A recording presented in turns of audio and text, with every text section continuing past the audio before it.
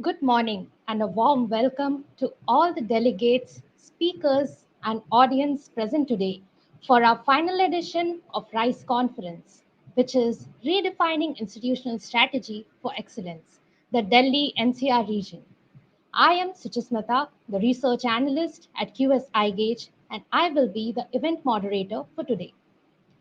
To initiate today's conference, I invite Dr. Ashwin Fernandez, Regional Director at QS for Middle East, North Africa, and South Asia, and CEO of QS iGauge, to give the welcome address.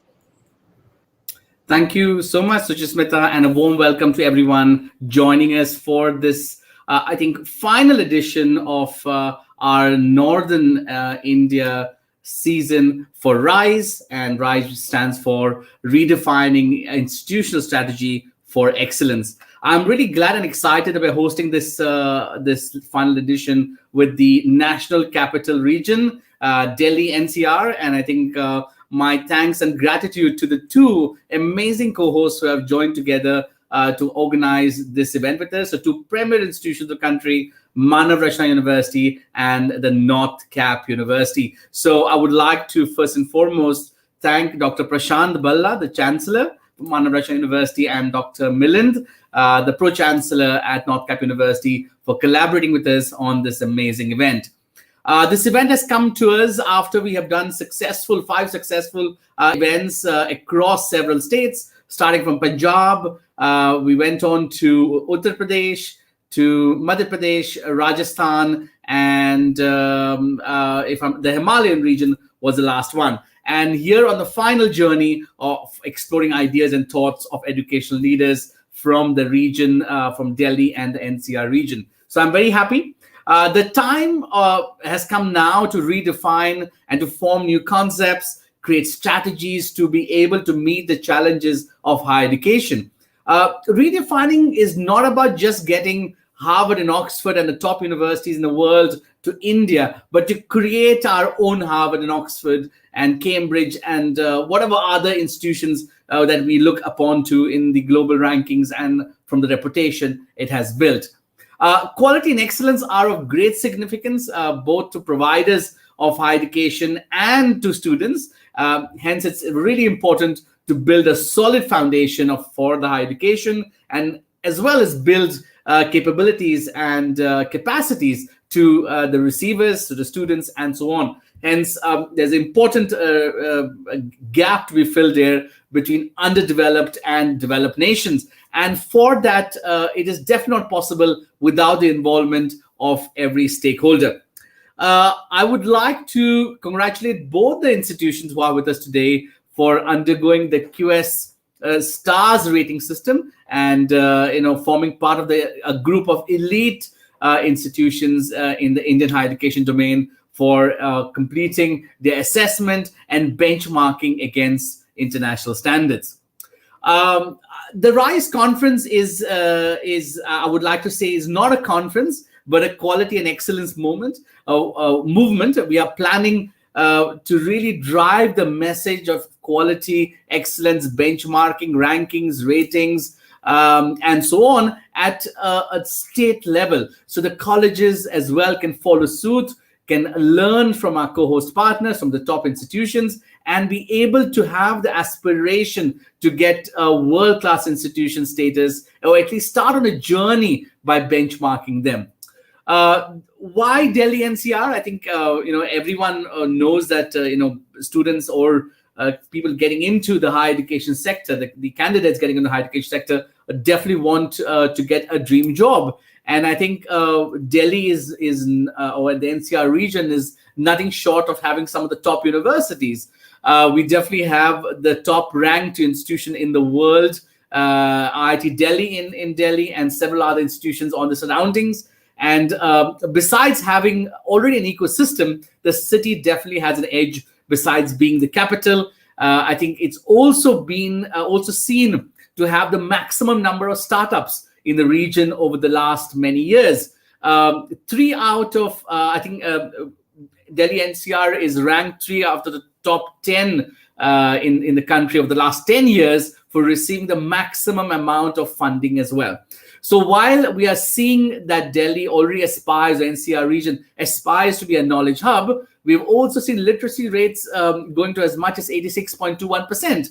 And with that, there's definitely a scope to create a world-class hub in the Delhi NCR region. And we would like to see that further. We would like to promote that further. And I hope today's conference would lay the foundations to providing some thoughts, not just to the top universities, but going towards colleges. And I think one of the area is teaching learning excellence as well, and the research part. So we're looking at how online education and education technology will play a vital role in promoting the DELHI-NCR region to be one of the top regions in India. So with that, I think we have got a great lineup of stellar speakers, panelists, and I'm really glad to be coming back to you later with an amazing debate on online education. So we have a half day filled of really amazing sessions. So I would like to wish you all the best, and I would like to talk less now and welcome you to this program. All our delegates who are joining us either on Sarcon or on YouTube, welcome, and I hope to hear from you on your feedback at the end of this season and taking you into the further the future seasons we have planned for all of you. Thank you so much and wish you all the best. Thank you so much, Dr. Ashwin, for the welcome address. I now invite Dr. Prashant Bhalla from our co-host institution, Manav Rachna University. He is the president of Manav Rachna Educational Institutions. He's also the current chairman of National Council on Education at Ashocham. He's also working with the National Skill Development Corporation, NSDC, for promoting vocational education and training across the country. Welcome, sir. Thank you. Thanks, Ashwin, for inviting me here. A warm welcome and a good morning to everyone who has joined here today. This initiative of QS IGAUGE, the R.I.S.E conference, as we see today, it's indeed a great initiative. A warm welcome to our keynote speaker today, Professor Sahasprabdeji, who's the Honorable Chairman, AICT, and other senior dignitaries. Our greetings to the members of government, media, academia, industry, and professional bodies who have joined here today on this conference.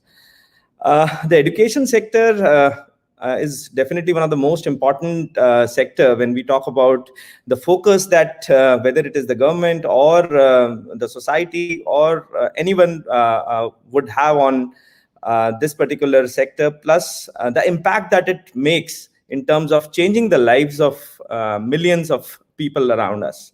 Manav Rachna is really glad to be co-partner with QS IGAUGE and North Cap University in this first of its kind conference, where we have brought together education leaders from 5 countries, India, Australia, New Zealand, Malaysia, and Turkey. And as Ashwin was also mentioning, that Delhi-NCR really gets us the greatest opportunity to be at that helm, that wherein we can move to be a global hub in India. There already top-ranked institutions exist. There are very good private universities who have evolved over years. And we are also entering into our 25 years of existence, as the first institution was established in the year 97. And then we grew it into a university, and now here we are today. When you talk about this whole time that we saw last 1.5 to 2 years, that was challenging for sure, but it really gave in a lot of opportunities for the education sector to come forward and support the environment. Their students, the academia came forward, whether it was the teachers or the administrators or the parents and the students, like everybody came together and they really collaborated so well that this was a time of learning for everyone, and the challenge really came into as an opportunity. And in this process itself, we saw the launch of the new education policy for the country, which came in after a good many years. And we at SOCHM and EPSI and other forums had been engaging with the government over the last 5-6 years over the final draft of the education policy. And many of the suggestions that have come in, or the strategic vision that the education policy gives, have really come out of lots of deliberations, and the government is very keen, led by our Honorable Prime Minister Narendra Modi ji, to really bring in that change that we envisage to ensure that the students who come out of this educational institution of ours should be the 21st century individual having the requisite skills, the future skills that are needed. And that's the reason you see a great emphasis on vocational education in the education policy also, and even the emphasis on regional languages that was there in the education policy. And AICT has already come forward, and they've already announced around, I think, 11 regional languages in which the technical education shall be granted, and some of the engineering institutions have already been given permission to start it in various regional languages like Hindi, Tamil, Gujarati, Malayalam, and so on.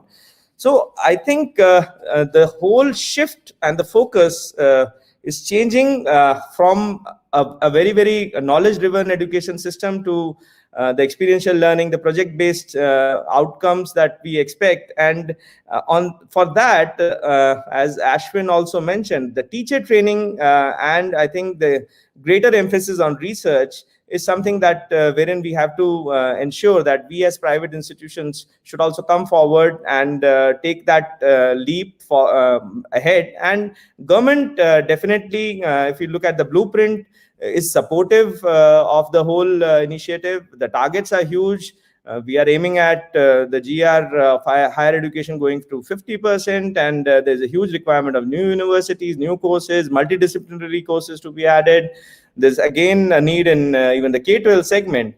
And in this process, I think this whole learning of the delivery in a blended model is really going to help. And if you look at the way this online education need has arisen, and the edtechs were already there, but I think the role of IT and the way now the technology is looked at is different. And if we see it as an opportunity also, I think the way it is growing worldwide and in India specifically, I think there's a huge opportunity, and it's again a big industry also. And there are various surveys to support that, which talk about how, like even in K-12 and even in higher education, the blended education or the edtech support is so much required. And definitely in the current times, that is what came to our support, and that's the reason that we were able to ensure academic continuity. And in the end, the point I would like to make, that if we are looking at becoming a developed nation, we have to increase our education spend substantially. Education policy talks about it, and we need to bring in more and more private initiatives in this. And the government spending definitely has to increase. The research spending has to increase. There are some structural changes that we are going to witness as laid down in the education policy, whether it is around the new higher education body being formed or the accreditation body being formed. All those will play an important role in what direction the Indian education system will take. Education policy gives us a strategic direction. The implementation is more on definitely the regulators in terms of laying down the path for us, but on the private players or the private education providers who really have to come forward and ensure we take this leap, and we as educational providers ensure that whatever is expected out of us, we really come true to those expectations, and really ensure that India is known for very high quality educational system across the world, and that's what we all should aim at. Thanks everyone for the patient listening, and thanks QS and Ashwin and team for calling me here. Thank you. Thank you so much, Dr. Bhalla, for such an insightful welcome address. I now invite Dr. Milind Padalkar from our co-host institution, the NORDCAP University. Dr. Milind Padalkar is Pro-Chancellor at the NORDCAP University, and prior to his current role, he is the Dean of Student Affairs and Professor at Bennett University. He holds a PhD from IIM Cohizot and has over 30 years of experience in the fields of information technology, engineering, machinery, and textile manufacture. Welcome, sir. Good morning to you all. On behalf of the North Cap University, I am very pleased to welcome you to R.I.S.E NCR event. And my greetings to Professor Anil Sahasrabudhe, our guest of honor and keynote speakers and all other panelists. Today's event is aligned to the theme of ushering digital era in higher education. The timing could not be more appropriate in these times, as the technology has intruded in our lives. A tiny particle called COVID-19 has painfully illustrated how much has changed around us. Technology has always been a prime mover of change in society. It impacts all walks of human life, from demographics to sociology, from work patterns to organizations, from markets to economy, from public policy to governance, and from law to welfare. And education is the only avenue known to mankind which carries the burden of anticipating the change and preparing people to master it.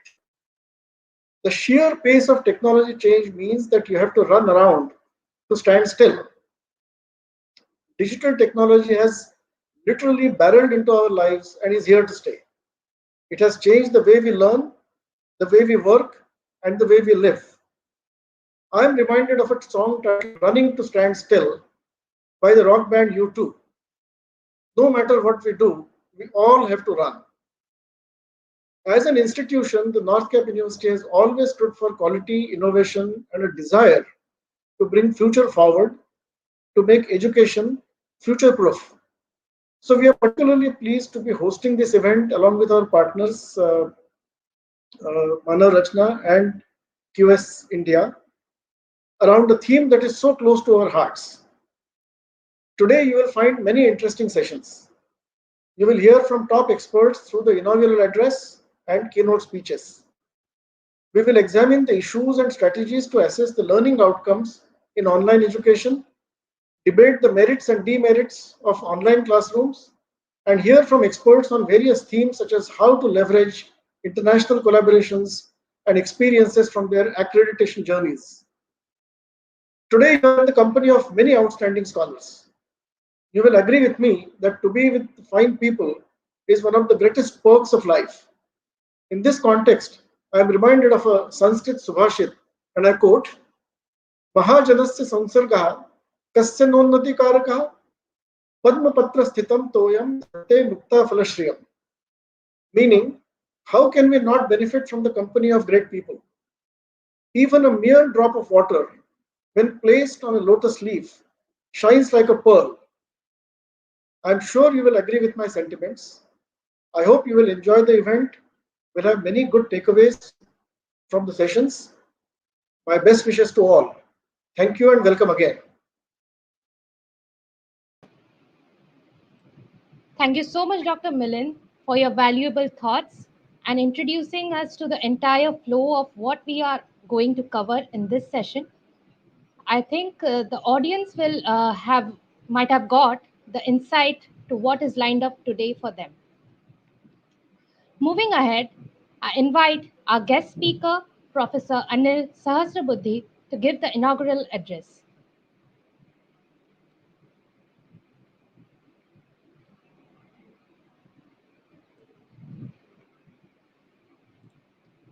Professor Anil Sahasrabudhe is currently the chairman of All India Council for Technical Education, is the professor of mechanical engineering at IIT Guwahati, and is the chairman of Basic Scientific Research Empowered Committee of UGC and Swayam Board. He is also a member of ISTE, IET, Institution of Engineers, and INAE.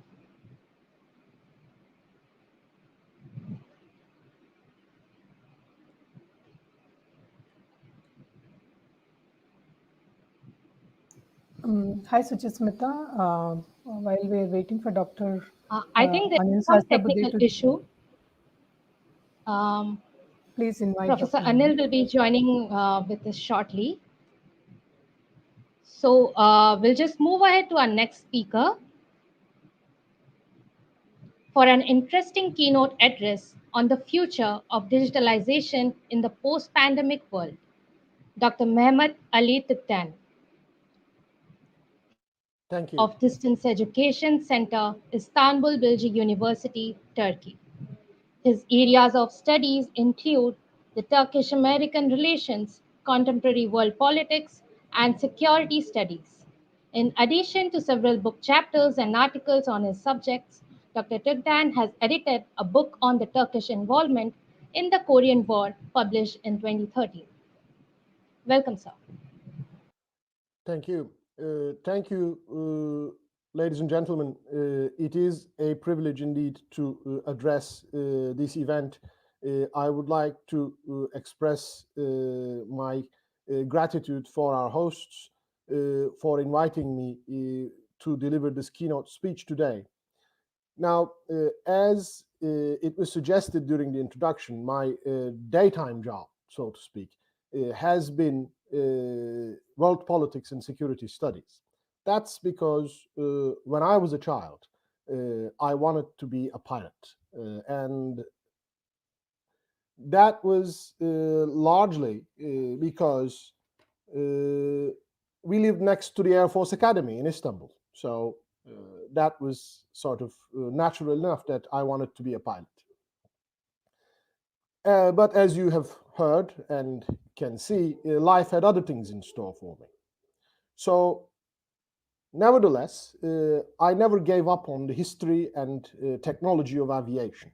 So today, in expressing my main argument on the subject of future of digitalization in education in the post-pandemic world, I would like to make an allegory to the history of aviation. I would argue that the COVID-19 pandemic has been to digitalization in education what the First World War had been to the technology of aviation. What do I mean by that? I mean, as institutions, organizations, and technology of digitalization in education, we were forced, due to a global emergency, to deploy technologies and organizations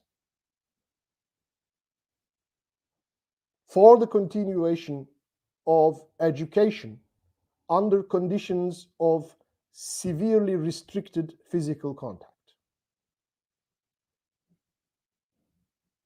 This task we have survived, but it took us forcing our organizations, our technology, and indeed our very selves to their very limits and beyond. But as we are now emerging into a post-pandemic world, we can say, and globally conducted surveys can corroborate, that we managed to provide for the continuation of education at a global scale with premature technologies and inadequate organizations for a task of that magnitude. Now, in this post-pandemic world, of course, we all, as pioneers of digitalization in education, we all want to be the Charles Lindberghs of this new era, the hero of aviation who has crossed the Atlantic. And no one intends to end up being Amelia Earhart, that is crash landing in a desolate Pacific island and receiving no help. But how do we do that? Now, first of all, we have to set the stage correctly. We are emerging from a pandemic thanks largely to the aid of medical science. Our current vaccines are by and large effective of the available variants of the virus. If this stays as it is right now, by the fall of 2021, we will be able to resume face-to-face education in our campuses. Of course, one should not forget two important caveats. One, there may be other variants to which the vaccines may prove ineffective. Secondly, one should always remember from world history that there were only 21 years between the First and the Second World Wars.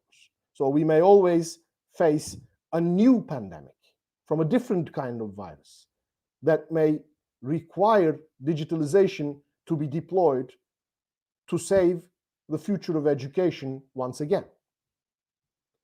In the meantime, what is clear is the paste, so to speak, is out of the tube. Institutions, both public and private, have personally experienced the effectiveness and limits of digitalization across sectors of economy, including, of course, education. So the projected investment in global education technology for the coming 5 years will jump from $153 billion to $342 billion. But of course, initially, that is in the short run, we will experience a global rejoicing to return to normal. And for a while, I would argue, no one will want to hear of us, because digitalization in education, particularly the ubiquitous virtual classes that we had to conduct throughout the pandemics, will be associated in the minds of people with the pandemic. So for a short time, no one will want to hear of us. Return to their classes, reunite with their fellow students and instructors, and sigh in relief that the pandemic has passed. So our role as leaders and implementers of digitalization in education can be summed up in 3 headlines. 1, we must not let them forget us. That is, we have to capitalize on our achievements during the pandemic to make sure that our institutions do not return to business as usual for the intermediate to long term. In the short term, that is unavoidable, but in the intermediate to long term, we must make sure that our institutions continue to embrace the benefits of digitalization. Indeed, that is almost unavoidable, because institutions, both public and private, can only ignore the fact that digitalization provides great cost efficiency and additional educational value at their own peril. A simple calculation made in Turkey recently suggests that in face-to-face education, in higher education, we can only go up to 40% digitalization. That is, our hybridity rates, as they're called, can be 40% maximum. And this 40% would provide individual universities millions of dollars of cost effectiveness annually. This kind of benefit to institutions, and of course, by extensions, to the students who want cheaper tuition fees. A recent survey suggests that globally 52% of students are okay with more digitalization, more online content, if that means they will get cheaper tuition fees. Or, alternatively, shorter education maturity periods. So institutions cannot avoid embracing the digital technologies in education simply because if they don't do that, they will be forced to exit the market. So we must not let our institutions forget us. Secondly, we must derive the largest possible chunk of investment to further our digitalization efforts. As I have said, projections suggest that investment in educational technology in the coming 5 years will jump from $153 billion to $342 billion. We, as the pioneers of digitalization in education, must make sure that the largest possible sum from this increasing investment should be channeled towards our purposes. That is simply so because digitalization at the current moment is the most effective avenue of furthering efficiency in our sector. But of course, this is easier said than done. So my third point would be we must competently and accurately guide our institutions towards the right kind of digitalization for the strategic purposes and overall viability of our institutions. Throughout this event, many experts will be talking about the technologies and organizations that will provide for the establishment of future of the digitalization in education, from immersive technologies to gamification to AI and different pedagogical approaches.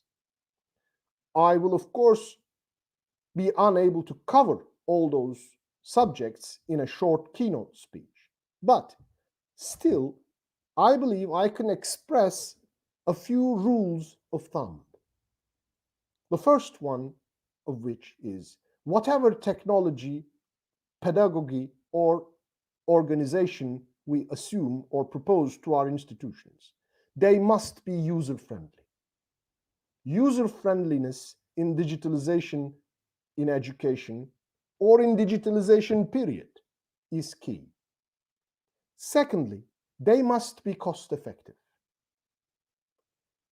Digitalization has the tempting aspect of luring us into endless investment to further the sophistication of our tools and technology. But we must always remember that at the end of the day, strategically, for any institution, including, of course, educational ones, it is efficiency of doing our core activities and providing more value for our stakeholders. That counts. Beyond that, we go into the realm of fantasy. So, user-friendliness, cost efficiency, and third, of course, we should stick to off-the-shelf products in technology to the extent we can. Customized softwares created for the very private purposes of a single institution or even a subunit of a single institution would prove to be very inefficient investments. Because, fourth and final point suggests, we should always strive to use the most generic and compatible of components in digitalization of education. So, when guiding our institutions in furthering their digital agenda, we must make sure that they use user-friendly technologies, that our investments aim towards the ultimate aim of cost effectiveness, that the technologies we use should be off the shelf as possible and generic and compatible as possible. Now, in concluding my speech, I would like to express 6 basic lessons of the pandemic to guide us into this brave new world of the post-pandemic era. And these are: lesson 1, it's the pedagogy, stupid, as Bill Clinton's informal campaign slogan of the 1992 presidential election had suggested. Because pedagogy is the great leveler, while technology or capital is unevenly available across the globe. Information on and possibilities of implementation of different innovative pedagogical approaches is globally available. So pedagogy proves to be the great leveler. Indeed, a recent survey suggests that when students were asked in 15 different countries whether their instructors are adept to online teaching, the Japanese instructors received the worst score. It turned out that students from Kenya to Turkey to Saudi Arabia to Chile taught that their instructors fared better in online education compared to Japanese ones. Of course, this may also be related to the level of expectations of the individual students. But still, this one instance shows us that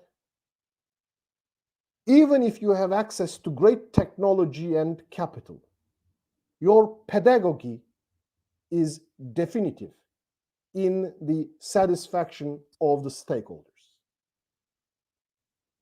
The second lesson is keep it simple, accessible, and low cost.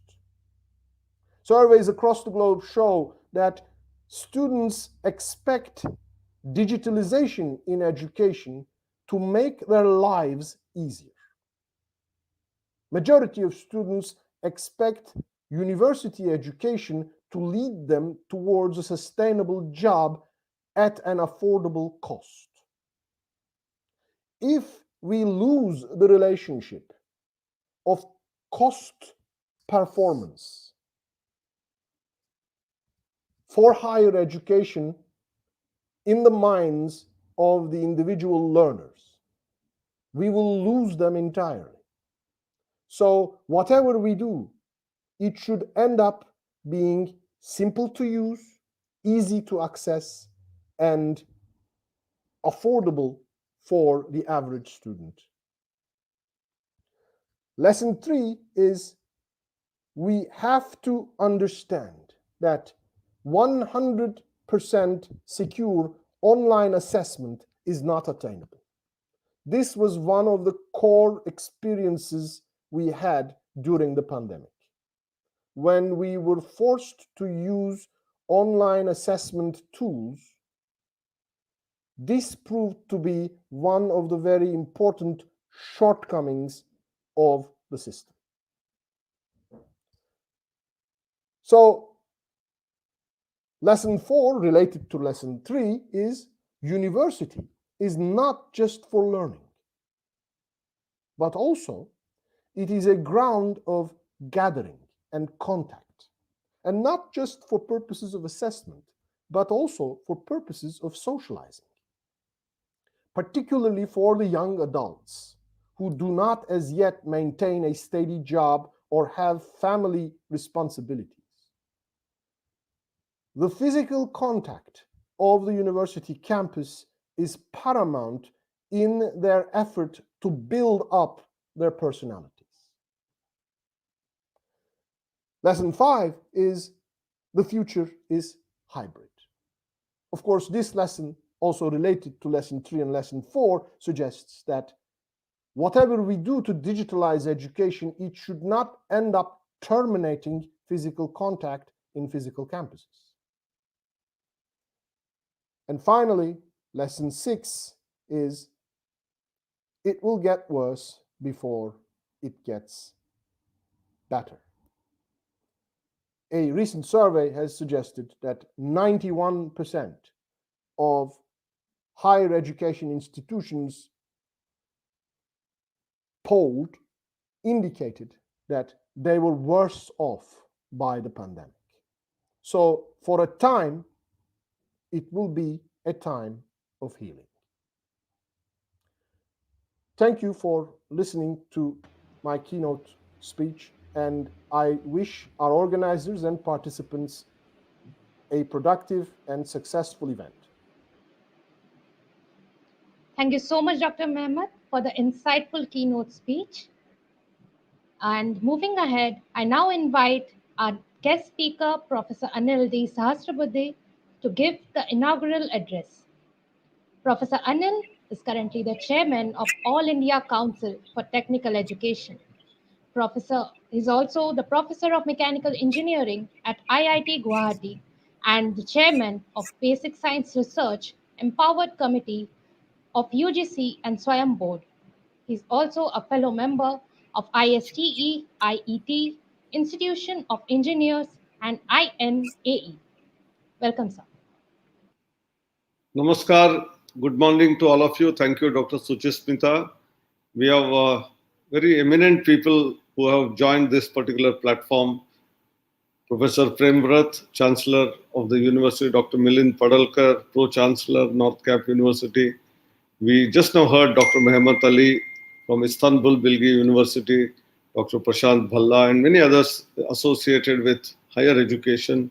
All of us are together here on this platform where we are discussing on redefining institutional strategy for excellence. In short, R.I.S.E. And the word itself is coined so beautifully that we often like to continuously rise and rise. And that's why, and in the pandemic, whatever learning of us in terms of whatever happened from the physical mode of education to the online mode of education, the lessons learned have to be taken forward even after the COVID ends. And that is where redefining institutional strategy for excellence becomes important. You ask any student who joins a program, most of them will say, I want to become employable. I want a job after my education is over. One of the primary things, whether it is parents or students, stakeholders, they want good job. And if you ask them what is that good job, they can't define it because they don't even have any inkling of what is there in the future to come. But they want a good job. There are few and very few who will say that I would like to continue with my family business. And some others will say, I would like to start my entrepreneurial journey in terms of creating a new startup. You know, that number gradually is increasing world over, and India has become already the third largest startup ecosystems of the world. So the lessons that we have learned from the pandemic, we need to connect the dots and try to come to a stage that we need to define our excellence, how we want to achieve that. You know, therefore, while I said in the beginning that, you know, education must certainly lead to employability and entrepreneurship, excellence must be the hallmark. Without excellence, neither employability is possible nor entrepreneurial journey is going to be successful. And how do we achieve that excellence? Excellence does not come without putting in money, you know, cost. It comes with a cost. One has to work hard, and there is a lot of financial input also which is required. But most critical and most important of all the things is the teacher. You know, the fulcrum of excellence, fulcrum of institutional excellence will come from faculty members because they are nearly constant in an academic institution for a long time. Of course, there are institutions where faculty resign and take up another job, But by and large, 70%, 80% of the faculty, once they join an institution, if the institution has very good, what you call academic ambience, support system, they won't leave it. They will remain attached to that institution for life. Professor Premvat, for 50 years, he is attached to IIT Delhi because the ambience that is given there is so encouraging that a person will not ever think about shifting to another institution. Of course, at a different level, someone may go to other places, but otherwise, unless there are some difficulties, no one will leave. Therefore, faculty member will be, once joined an institution at the age of, say, 25, 30 age group, will remain for the next 35, 40 years. That means 4 decades. So teacher is the most important parameter. I am coming to teacher because today in India, we have a celebration which we call as Guru Purnima. And we celebrate the faculty members, creativity, their passion, their output which they have given to the nation, to the institution. And we pray them. We give them the status of that of a god. And that is India. Indian culture says that Guru Brahma, Guru Devo, Sakshat Parabrahma, Tasmai Shri Guruve Namaha. So I think we have teachers as the fulcrum, and therefore, during the pandemic, 2 important initiatives of AICTE have to be elaborated in order to understand how these faculty members were empowered. Number one, we had started doing curriculum revision for a long time, but curriculum revision per se will not have effect in the classroom unless faculty members are trained in that. And therefore, faculty members, through what is known as AICTE's Training and Learning Academy, we started giving out all courses related with AI, IoT, machine learning, deep learning, robotics, 3D printing, blockchain, augmented reality, virtual reality, data analytics, cyber security. These are all going to be job creating as well as employability creating type of new emerging areas. So the training of faculty for full 5 days, and it is not small numbers. Through 948 online programs during COVID, during pandemic, 1.65 lakh teachers were trained. Today we have taken up the task of training 2 lakh teachers through 130 programs during this year. This is all going online. I think the pandemic lesson is, if we are not able to do something in the face-to-face physical space, we must adopt technology and move forward. And that is the first lesson. The second one, teachers, when they come with master's, PhD degrees, but they have hardly anything to do with pedagogy. And today we talk about andragogy, and many other terms are coming in for becoming an effective teacher. And no one is trained in that. We will do research in a particular domain and join. And we thought of creating a teacher certification program, a faculty certification program for technical education, imbibing values that are associated with the entire profession itself. That means right from starting off what we say curriculum revision, creating a lesson plan, how do you deal with students, how do you use technology, how you create examination question paper for evaluating the student. Just now, Professor Mehmet was rightly pointing about some of these aspects which are very, very relevant. And many teachers, when they join this profession, some of them may have joined because he did not get some other job, while someone has passionately joined. Both of them do not know the nuances of the profession of teaching. And they try to learn on their own. And that is the experience for the last 7 decades in our India. And what we felt was, why can't in the first 2 years, they go through a grill and they do 8 modules. We have developed 8 modules. We had associated excellent faculty members from IITs, from Indian Institute of Science, some of the people from industry to tell what exactly is to be done for evaluating a teacher while he is becoming a teacher itself. And that is where these 8 modules, going to an industry for 1 month of internship, and then practicing it for 1 year under the tutelage, mentorship of a senior faculty member. He will find out whether you are in the right track, whether there is any course correction required, whether there is any modification required. And in the process, over those first 2 years, if a teacher knows the entire art of teaching, science of teaching, And teaching means teaching includes learning, because a teacher is a lifelong learner. He has to be a lifelong learner. He has to continue to do research. He has to continue to learn new things which are emerging from different areas. Unless we are abreast with what is happening, we cannot deliver in the classroom in terms of making students understand the nuances. And that is why on one side, faculty certification program, and on the other side, we have this Atal Academies where emerging areas are being delivered in the form of 5-day workshops where there is evaluation of faculty by giving assignments. I think these twin programs are really empowering the teacher. As far as student is concerned, we have Universal Human Values program first for the students, which has to come in the first 3 weeks, and we have called it as student induction program, and subsequently one course which is mandatory to understand universal human values. Because when we are talking about redefining excellence, excellence comes at a cost, I said.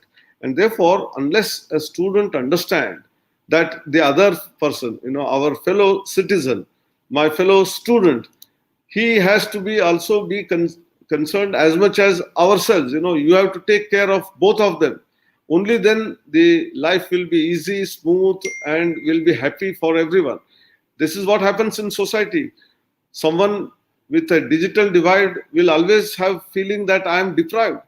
We don't want to deprive anyone. And that is where, again, the pandemic has helped us in understanding that how we can reach out to the unreached, the last man, someone in the very remote area, rural area, tribal area. And this is what has been possible only through the use of technology, by creating a network of internet connectivity, reaching with fiber network to the remotest possible places, and then providing certain devices. Someone may be given a laptop, some other digital device like a PC, or someone else can be given even a smart mobile phone, which is possible to get this education. We started with Swayam, which is a MOOC platform, about 4 years ago, and today we have 3,000 plus courses, more than 10.5 million. It's more than 1 crore students are watching these programs every now and then. We have a parallel Swayam Prabha channel where today also internet is not reached. Those people can view these programs on a TV, which is a direct to home channel with a hardly 2,500 rupees antenna. One can watch those videos, but that is a one way. Whereas in the MOOC, one can ask questions and get the answers for your difficulties on a what we call discussion forum. Your fellow students also will help sometimes in giving you answers. I think this is very, very wonderful mechanism of reaching out. And we have enough platforms. Dr. Mehmet was rightly pointing out, you use a platform which is readily available. Why do reinvent? Maybe we have WebEx, we have Google Classroom, Microsoft Teams, Zoom, and now we are using so many platforms. Our own indigenously developed AView was there for a long time. StreamYard you are using now. Any platform which is readily available, one can adopt and then make your delivery of classes to students at any remotest possible place simultaneously. And then even questions can be asked by them, and then we go ahead. One more important learning is we used to have no internships in the past. We started internship as mandatory 4 years ago. We had been able to reach only 20% of the students. Our target is all 100% students must go through internship before they graduate. Only then they become practical. They will be getting the hands-on experience, because these learning methodologies, when we talk about pedagogy, are multiple.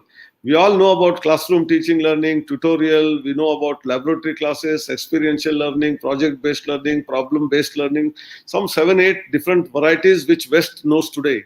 But I was just looking at literature in our Vedic sciences in Gurukula system. We have had 51 different variety of learning styles. I think West has to learn from India. The Indian knowledge system is so enriching. We ourselves did not know. We are reinventing ourselves in that. So if we are able to practice all of this, I'm sure in defining the new strategy for the upcoming age, next 1 month, 2 months, we should understand all these nuances and start working. Professor Premvrat is also part of the ministry's committee which decided that we should also give our technical education in regional languages. and also another committee where we tried to define the system of credits so that multidisciplinary approach to education on one side, multiple exit and entry, as well as through academic bank of credit, a student can take few credits from one institution, go to another similarly placed, similar good institution, do some more credits, and after he fulfills the requirement of the total number of credits, one can earn a degree. I think these are all absolutely empowering things which are happening through the new national education policy, which is going to complete 1 year, just 1 week later, 29th of July 2020, it was launched. 21, it's completing 1 year. Many achievements have been done by the ministry, and the Honorable Prime Minister is going to come on the platform and going to address the nation in what we have been able to do, what we are launching on that day, and in the next 1 year, what new things we want to incorporate so that education is holistic, education is for everyone, education is for empowerment, education is for employment, education is for entrepreneurship. I think if we are able to take the gist out of all of that, I'm sure each university also has to work hard, shoulder to shoulder with the national education policy driven by the Ministry of Education. I'm sure we will make our country not only one of the best countries for education. Study in India is possible. People from all over the world, they were coming to our Nalanda, Takshila universities. We can reinvent that and again bring our universities to the fore. I really thank North Cap University for arranging such a program, and North Cap should move in that direction in order to become global and get students from all over the world. Thank you very much. Namaskar. Thank you so much, Professor Anil, for such an inspiring and valuable address.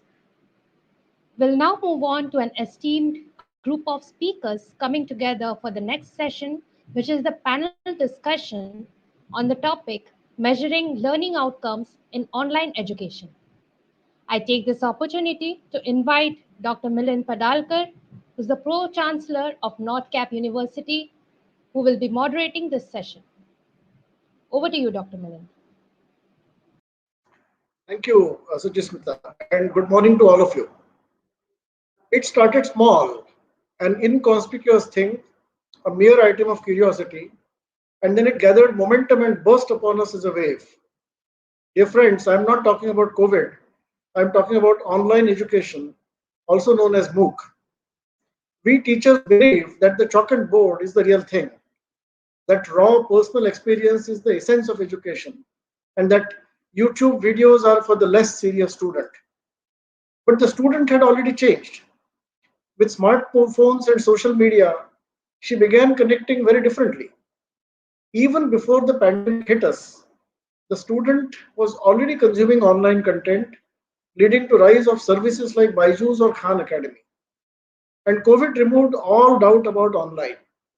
With NEP 2020 and UGC emphasizing blended learning, the online is now mainstream.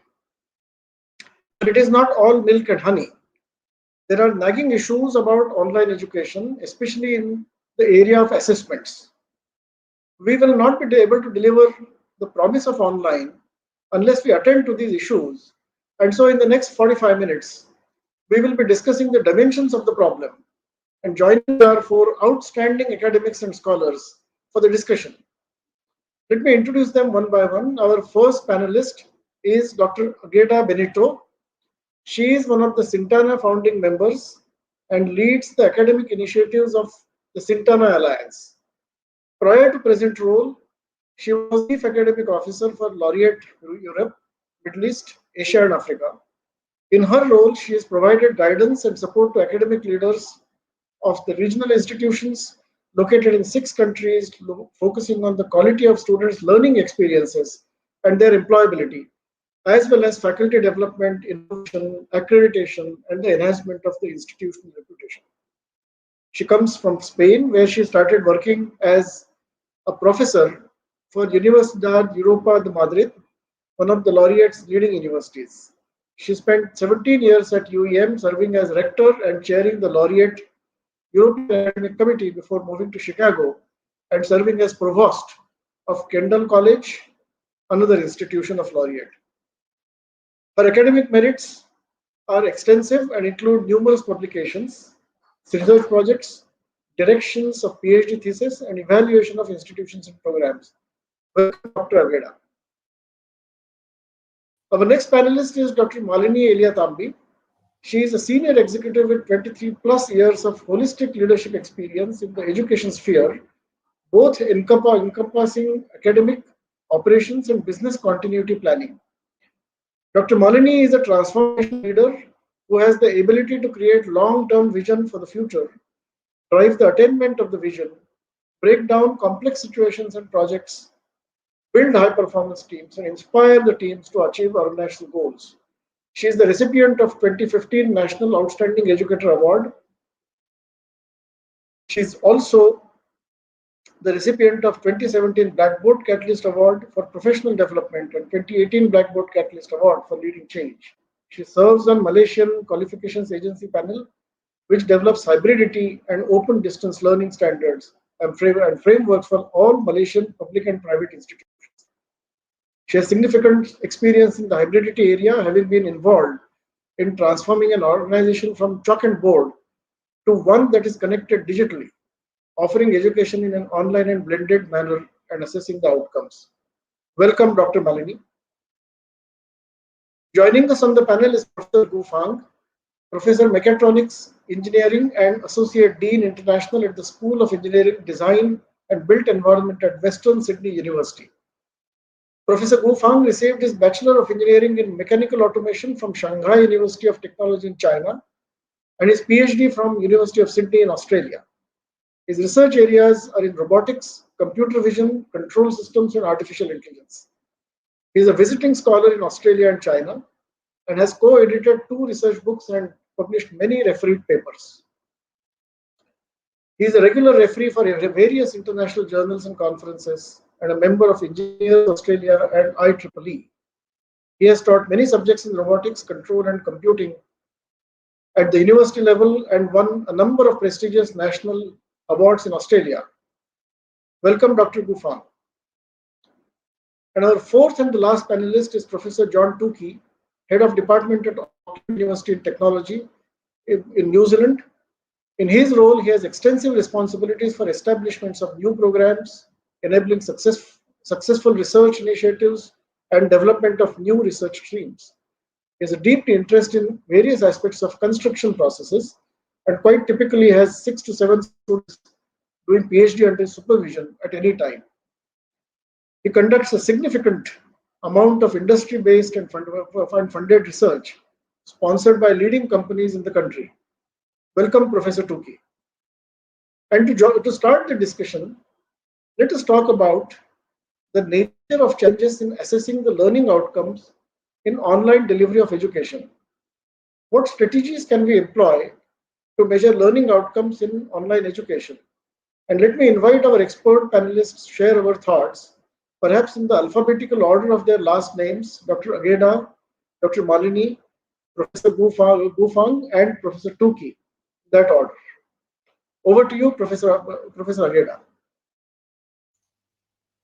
Thank you very much, and good morning, everyone. It's a great pleasure to be here, and it's a great pleasure to be here to talk about outcomes, learning outcomes, which is key. At the end of the day, we need to know where we're going in order to be able to know if we got there, and that's the whole point of learning outcomes. We define where we're going. We define what we want the students to achieve, and then we will want to measure if the students achieve that particular goal. So, and when we talk about learning outcomes, of course, the first thing that we need to think about is defining those learning outcomes. And that's key. Well-defined learning outcomes that we can measure is the number one thing we need to make sure. But then once we have our learning outcomes defined, how can we measure them? And then, of course, it will depend on what kind of learning outcomes we're talking about. Are we talking about students knowing something? Are we talking about students understanding something? Are we talking about students applying something, creating something, conceptualizing something? So depending on the nature of the learning outcome, of course, we will have to assess, we will have to measure different aspects of the learning process. Learning online provides us with some challenges, no doubt, and we've all been thinking about all of these challenges during many years, some of us, and many months, most people. But there's a lot of opportunities as well. And this is not about being unhappy about what we don't have. It is more about being happy about everything that we have in our hands. So with online education, we can basically assess many of the outcomes that we would also assess in face-to-face learning. With a quiz, we can know if the student knows something or not, if the student understands something or not. With the student's participation in a chat, in a discussion board, we will also know if the student knows or understands. We can use virtual laboratory experiences to know if the students will have acquired the lab skills that could be part of the learning outcomes in our particular course. Even culinary skills, if it was a creative culinary course.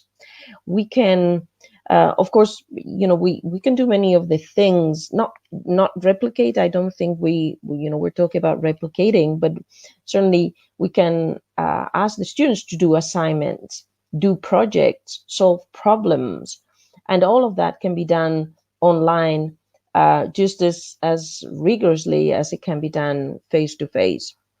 All sorts of assignments too. Conceptualizing something, summarizing something, proposing something, reflecting on something. All of those are sources of information that will allow the faculty member to gather evidence, judge, and assess the learning outcomes. And of course, behind most of this, and this will be my last comment, I will leave room for everyone to chat. I think it is key to understand the role that rubrics can play. Rubrics as the tools that many faculty use to define the details of what the learning outcome looks like, and therefore to be able to measure it. Very much, I think the approach is the same. The philosophy behind measuring learning outcomes is the same, is that we're using a different medium. And then, of course, I guess we will be speaking later about authorship and potential plagiarism and all those things that worry us so much, but shouldn't worry us much more than those same concepts in face-to-face education. I'll leave it here. Happy to hear the rest of the panelists, and again, thank you for inviting me. Dr. Malini? Yes. Love to hear your thoughts. Yeah. Good morning, everyone. It's a pleasure being here today, and it's a pleasure participating in this esteemed panel session. I totally agree with Dr. Adida, and I would like to touch on the process itself and how, to add to what Dr. Adida mentioned on the analytics part. When we talk about learning outcomes, when we talk about student learning outcomes, we have to ensure that the student outcomes are created using the SMART concept, in the sense that it should be measurable, it should be reliable, it should be something that is time bound, it should be real, it shouldn't be aspirational, and should be aligned to the vision and mission of the institution, and most importantly, it should be learner-centered. So once we define the learning outcomes, then comes the ways that we need to measure the learning outcomes, and that's where having a good course design is very important, and then picking on the right assessments, the right means to measure these learning outcomes, and then you determine the criteria. So when you determine the criteria, this is where rubrics, which Dr. Adida mentioned just now, comes into play. Having the right rubrics, setting the right criteria, so that these learning outcomes will be measured. And then when you actually implement that, the next step would be to use analytics. There are lots of analytics tools today in the market. So, if you can use analytics to understand how the student is learning, to capture the digital footprints, and this then can be analyzed. The whole idea about measuring learning outcomes is not static; it's dynamic. It needs to be reviewed on a regular basis to to check on the attainment of these learning outcomes and tweaked as necessary. At the end of the day, what is the goal is to ensure that the students are able to achieve these learning outcomes. The learning outcomes are real, the learning outcomes are relevant, and students are engaged. This my perspective. I leave it to the rest of the panelists to continue. Thank you. Professor Bufang, I know you have taught in many countries and to diverse classrooms. So I'm sure you have many reflections on the question of how do we measure learning outcomes in online. Thank you very much, Professor Padaka, and thanks to the two previous speakers. They have all very eloquently declared or defined what the learning outcomes are. So I won't go there. So I guess, to me, the major problem or the challenges that we are facing in this online environment is that a lot of the learning outcomes that we designed when we were doing the course design, they were in the context of sort of face-to-face teaching in majority of the education environment. Therefore, say for example, when we're testing whether the student understand a particular concept, from the engineering perspective, the most direct and unbiased way is exam, right? So we do an exam face-to-face, invigilated and everything. But because of the COVID, everything has to be online, exam included.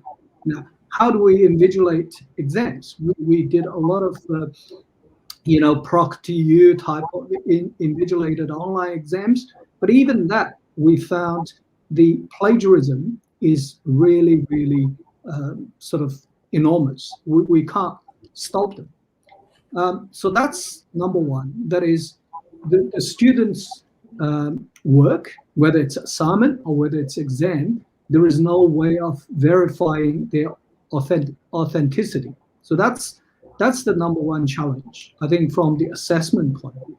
The second point of view, the challenge that we're having in the engineering or maybe in science to a certain degree as well is experiments. Yeah, a lot of the experiments in the past, in engineering at least, they have to do it, hands-on in the lab environment by operating machines and doing some testings and so on and so forth.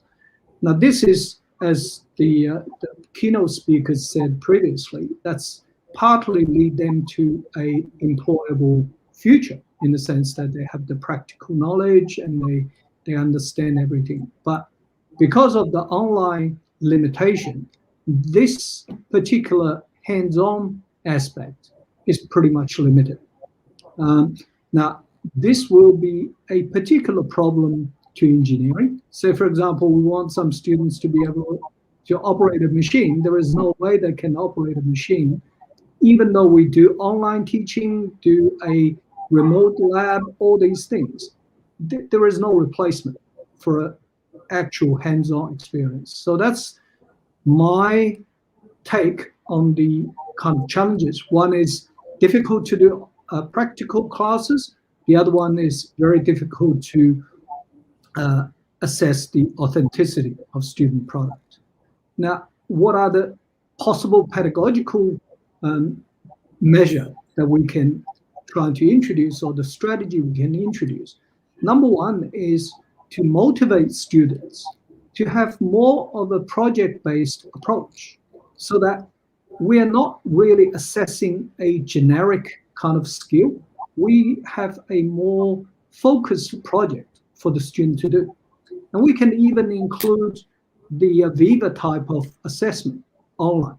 We can ask questions, why do you get this result? Where are they coming from?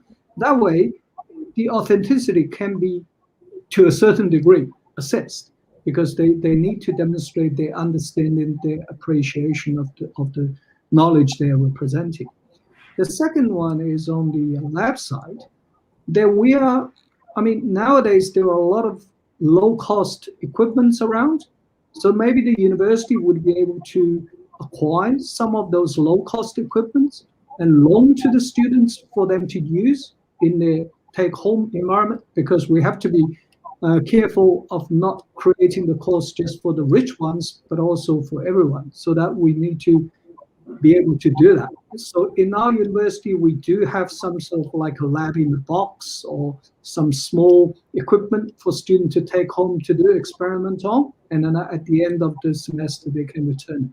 So these are the things that I think I might just say. Sorry to occupy too much time. No, that's very enlightening and insightful. One question that always comes up in online education is, of course, the loss of personal touch that the faculty feels, and the apprehension that the student might be copying or using fraudulent means, etc. In the online education, especially when examining, it is not always possible to set question papers which are private. And so, could there be any ideas about how to do this? Because if we have to examine students through online modes, how do we ensure authenticity of the response, that it is not taken from somebody else? Could you have, and this question, I would pose this question to Dr. Malini and Dr. Ageda. Thank you. Agida, shall I go first? Please. Yeah. So I'll relate it to my experience in an organization where we moved from chalk and board to blended and fully online, and we ran fully online MBAs and degree programs. Yes, there is a concern. There's a real concern with faculty.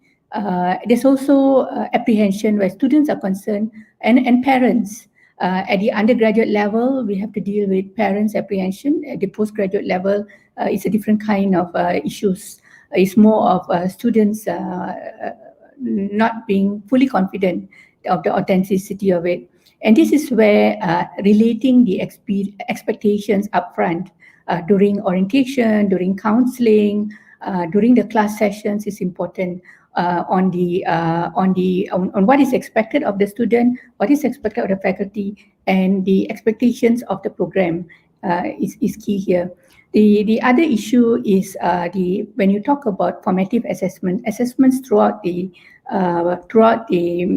course, the design of the experiments, putting in some reflection will ensure that there is some authenticity there.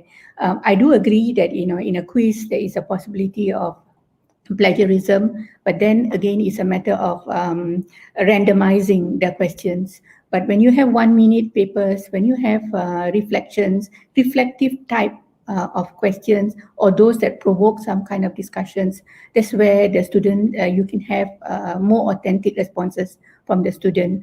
Having collaborative discourse, open discourse, which can be done virtually, peer-reviewed discourses, all this can be done virtually, where it sort of mitigates the risk of having some sort of plagiarism.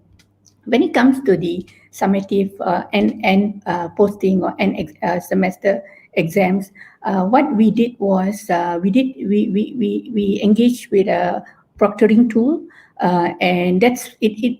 The burden is more on the exam unit, but at the end of the day, there was in the beginning there were teething problems with plagiarism. But at towards the second or third round of running it, students began to understand that you have to make sure that you don't plagiarize. You will be cut off from the system.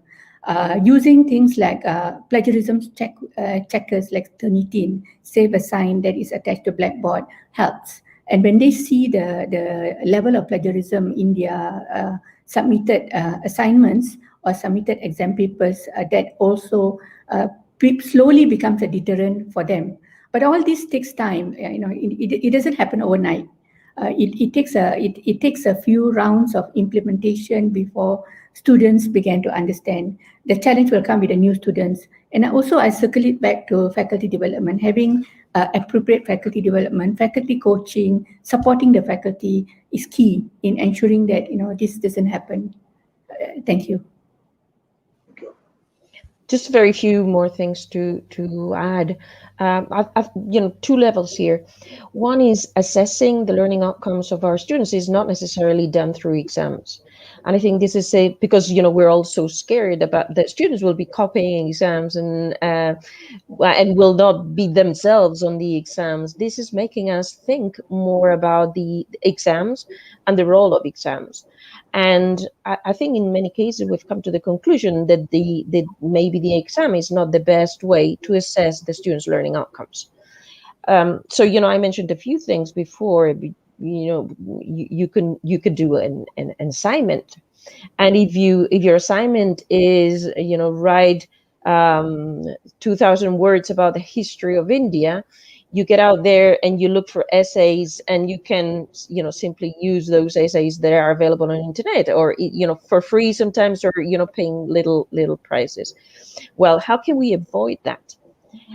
So maybe instead of an essay about the history of India in general, we can ask students to do assignments of current issues. We can ask for drafts so that we know that the students are building on until they get to the final product. We can incorporate reflections, personal reflections, and classroom experiences that makes it impossible for somebody from outside the classroom to truly reflect everything that we're doing and the whole, the way we're defining the learning process with that particular group of students. So I wanted to say that this is not only about exams; it's also about so many other opportunities that we have to assess the students' learning outcomes. Also, when it comes to exams, of course, we can get this. Ask the students to turn on their cameras, even if we don't have a private tool that will help us with proctoring the exam. Even if we don't have that, we can ask the students to turn on their cameras and show us their IDs. And we can, after the exam finishes, we can randomly select 5 students and interview them and make sure that what they wrote was written by them, and then we will have that triple check if we want. There are many methods that still, without those tools, that of course those tools are fantastic because those tools check the students' behavior. You've seen so many examples, like there was this very funny one of a student who was all the time look at the bottle of water. They were allowed to have a bottle of water, and the software detected that it was the student was looking at the bottle of water for too long, and alerts the faculty that are watching, or the professionals to the other side that are watching the exam. And then that student was actually copying from something that was written on the label of the bottle of water. But technology helps, but of course there's other means that we can also incorporate, for example, with laboratory experiences. And I had the opportunity to work with Mehmet. He was the prior keynote speaker in one of the projects that he mentioned.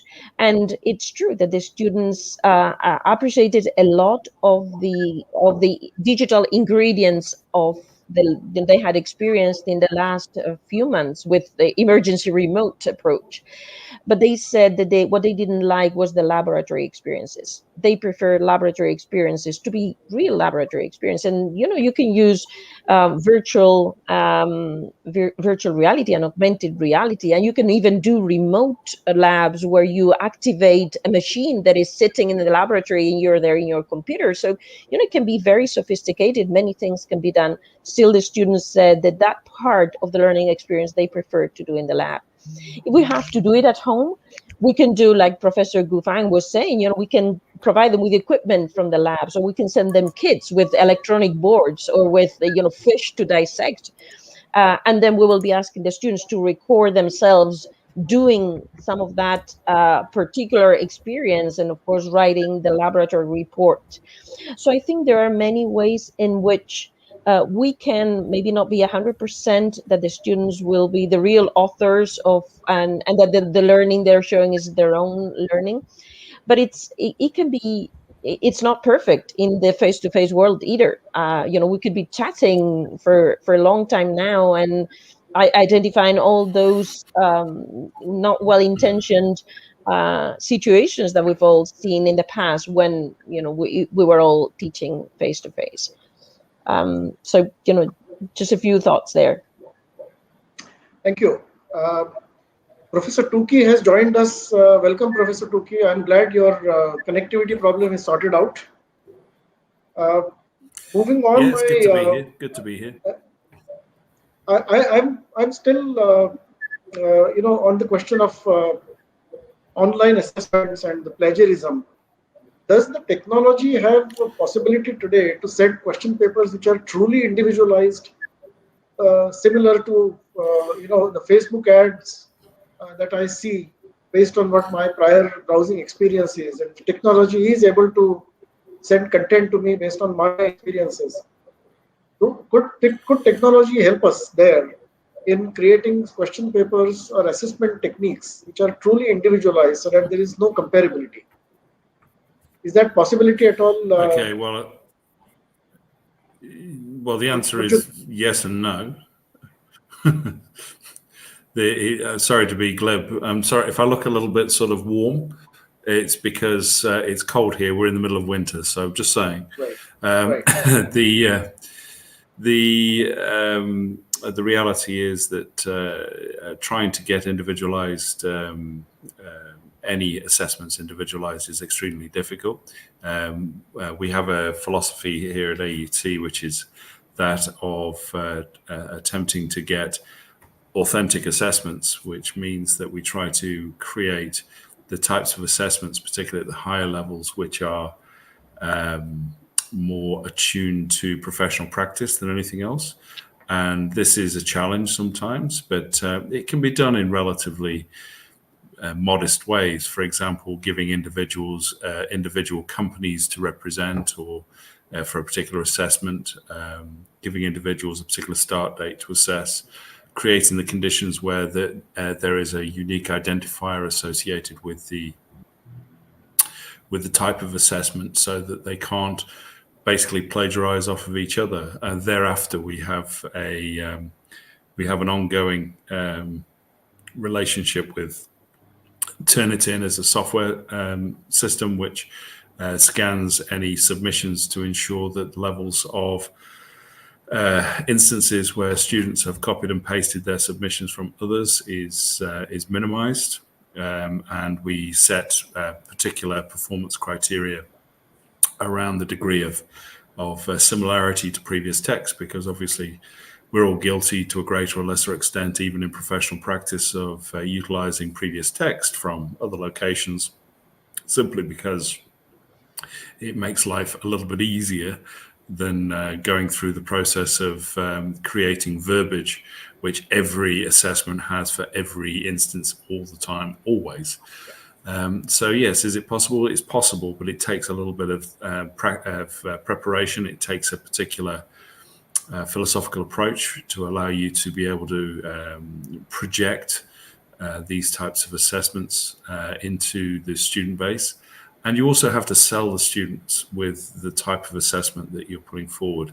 The biggest problem that we have is, and I will guarantee that every representative of every institution here will recognize this, that students basically download the previous exam questions, they copy those exam questions, they replicate those exam questions through practice, so that they are ready to solve exam questions as their assessment.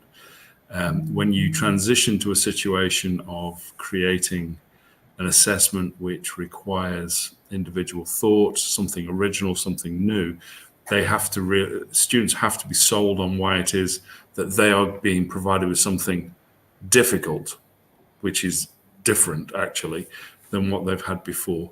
And this is a cultural issue, particularly for if you've got a national or you've got a historic way of presenting and formulating learning through explain, demonstrate, imitate, and practice as the primary mechanism of delivery. Excuse me. Then to have a scenario where all of a sudden it's not explain, demonstrate, imitate, practice, it's explain, give you examples, and then you have to extract from that a different set of performance criteria to meet your learning outcomes. That's a different game altogether. And it takes a long time. Having been here in New Zealand, originally come from the UK, having been here in New Zealand for a period of time where this has become a big deal, it takes a hell of a time to actually get to a point where students buy into it, because they want to do the same as their predecessors did in perpetuity. And that becomes a major issue. So clearly, for somebody who's always taught in a 100% chalk and board era, this change can be quite unsettling. So, question for Professor Bu Fang: just how much of a change is it for a teacher who's coming from a physical offline area, scenario, suddenly thrust into online? How much is it, and what can institutions do to help that change? All right, thanks. And I think you're putting me in a really difficult position, because I'm learning the online environment after 1 year of this lockdown situation. We are all learning. I think the only advantage that I probably have is I know a little bit more about computer than some of my colleagues. And when we, as the educator, I think the main problem for a lot of them is that they are not familiar with the tools that we're using for teaching. So that's number one. So all the universities, I believe, in the world are trying to provide adequate training for the staff. As the keynote speaker said previously, this whole thing is enforced on us for probably 10 years transition squeezed into 1 month. So that's a very rapid transition from the face-to-face to online. And I'm still learning, but I guess the main sort of skill I think we need to do is to realize when we are talking to a full black boxes on the screen, right, with every student turn off their cameras, we don't see any reaction from the students. Therefore, we don't know whether they understand what we are saying or they are not understanding. So that is probably, to me, the most difficult part, because I can't see any cues from the audience. Therefore, there is nothing for me to gauge. The only way I can gauge is by keep asking questions. So that's probably, we need to build into the teaching a lot of like the feedback points, and then sometimes we have to slow down a lot in order to get the messages across. So that's my kind of experience in that. And also tutorials, some smaller sized classes will help in that, giving student the opportunity to talk, because students don't really like to talk in a virtual environment when they're talking to the whole class and all that. So, yeah. And Dr. Malini must have experienced the transformations as people struggled with the technology. So your thoughts on that? Any good practices, bad practices? Thank you. It's a very pertinent question, especially in this current situation with the pandemic. When I worked on this a couple of years ago, I had the time to groom faculty and provide the right professional development to build their capability so that the transition and the transformation happens gradually. But in my current organization, and if I look at my current organization now, when the pandemic happened, there was just no time to build that capability. So for programs that were already going on as face-to-face programs, and we have, ours is a postgraduate university, and we have students from all over the world. 50% of our students are international students, and 50% are local. International students who had gone back couldn't come back in, and we had to transition to online. And here you have faculty who are not used to teaching online. not having the runway to go through a proper faculty development, think about the course design, think about the engagement level, the student experience is tough. It's tough in those instances because you really need to help faculty to scaffold the learning, help them with the thought process because as Professor John mentioned just now, you don't have the liberty of seeing the reaction of the student. The student has to engage with the content. We saw faculty members quickly transitioning to webinars, delivering things online. But again, it compromised on the engagement level of the students. And it was merely taking a face-to-face program and delivering it online. So that is a real challenge when you don't have sufficient time to build faculty capability in learning to teach in an online mode, learning to ensure that you are engaging the students and keeping the student motivated, ensuring that you are thinking about the design of the course. And here I'm emphasizing a lot on the design of the course simply because this is we are talking about an online environment, and because of the nature of the pandemic and the speed in which we needed to do the transformation, it affected the students' learning experience. It affected the student satisfaction rate at the end of the day. Before faculty began to understand and make the changes and be willing to make the changes. Thank you. Coming towards the end of the program, so I have one last question, and I don't know who can answer that, but as I look at the educational landscapes, there are courses and there are courses. There are different types of courses. So, is there some way of standardizing the assessment techniques based on a typology of courses, or is there a one-size-fits-all kind of a philosophy there? And Professor Tukey, I know you have been designing new courses and new programs, and so maybe you can tell us about top 2 or 3 things about the course standardization on one hand and the assessment mapping of assessment standardization to be able to operate in blended mode. Sorry, I missed that. Was that to me? Oh, the question is, since there are, okay, I think we may have lost him. So maybe I can direct this question to Dr. Akheda. If you look at the landscape of courses, there are different types of courses. Are they all different, or can we standardize on the assessment techniques? I don't think so. I think, I mean, I wouldn't say we can standardize for face-to-face either.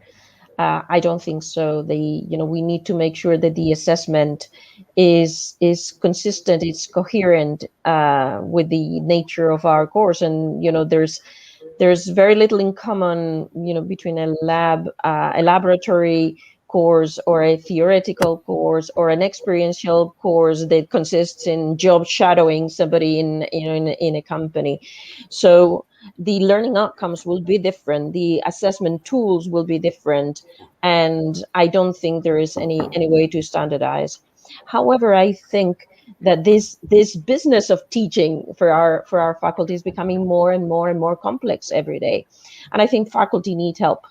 It was great to hear Professor Gufan when he was saying, no, I the only thing I can think of is asking questions to my students to make sure that they're engaged and that I know if they are understanding or not. Well, he himself found a solution. He went from possibly a presentation to the students where he could see their faces, to something that is more a flipped classroom approach, where he probably shared some of the materials before, and then when he is in the class, he's interacting with the students. This is only a very small example of the importance of the instructional design. And I think when we get faculty on a bus, if faculty were drivers, we wouldn't tell them to build the bus. We will tell them to take the students to somewhere.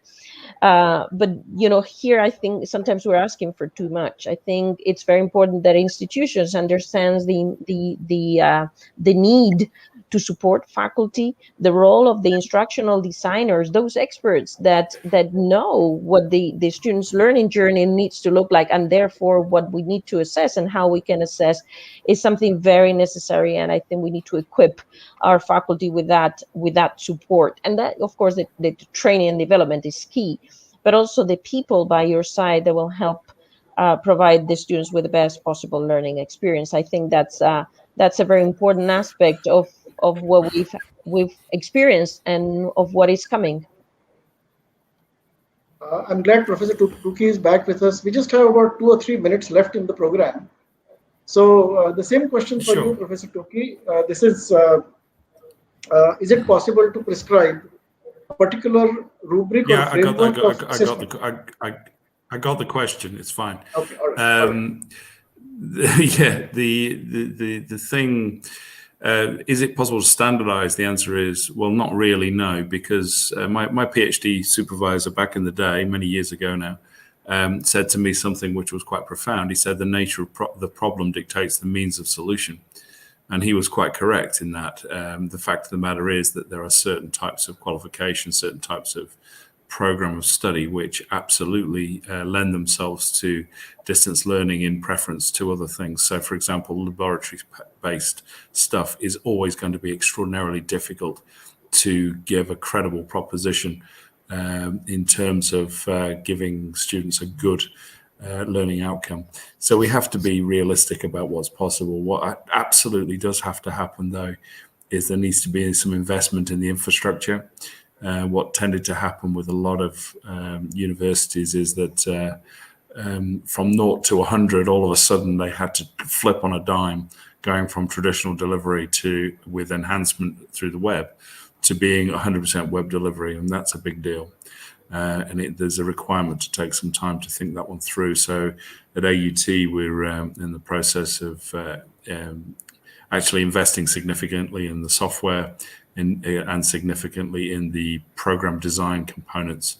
So at the moment, I'm working with a couple of web designers to enhance the transitionary model of my delivery platform to one which will allow me to go forward with a new and improved way of doing business. And absolutely, it needs to be done in that way. It's impossible to, because of the impetus and the inertia associated with a large-scale institution, it's impossible to turn on a dime and be ready to rock and roll 100% web delivered.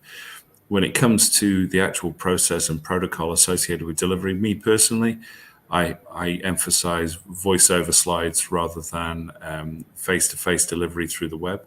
And the only online stuff, because if you're formally teaching or lecturing, then you do need the feedback, as Professor Fang said, in the sense that you need to have that feedback from people in the classroom. So always ask, please put on your monitor so I can actually see you.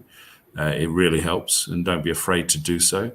But if you possibly can, then it's better to have any contact that you're doing, as we're doing just now, to be enhancement rather than the core delivery mode, because there's just so much time spent wasted as we try to figure out a way of doing business. Whereas if the core content is all available online for everybody to use and access individually, then you can enhance it just by face-to-face answering questions. And that is a somewhat better way of doing it than trying to replicate a face-to-face delivery protocol in electronic format, because it doesn't quite work in the same way. We're in a state of flux, ladies and gents. There's no question about that. Is it going to revert back to normal anytime soon? I don't see it. We're going to have to go to this sort of hybrid, blended type of mechanism, really in perpetuity. I can't see it changing anytime soon. And the expectation as a norm will be students will expect all the enhancement bells and whistles ongoing, because we've just shifted the Overton window slightly in one direction, which is more about online delivery rather than traditional. So is it going to change back anytime soon? No. But that's my thoughts anyway. Thank you very much. And that brings us to a close of a very stimulating discussion. I'm sure that, like me, you all have excellent takeaways from this session. Let me thank our esteemed panelists, Dr. Ageda, Dr. Malini, Professor Bufang, and Professor Tuki for their valuable contributions. And thank you all for joining us. Thank you. Thank you.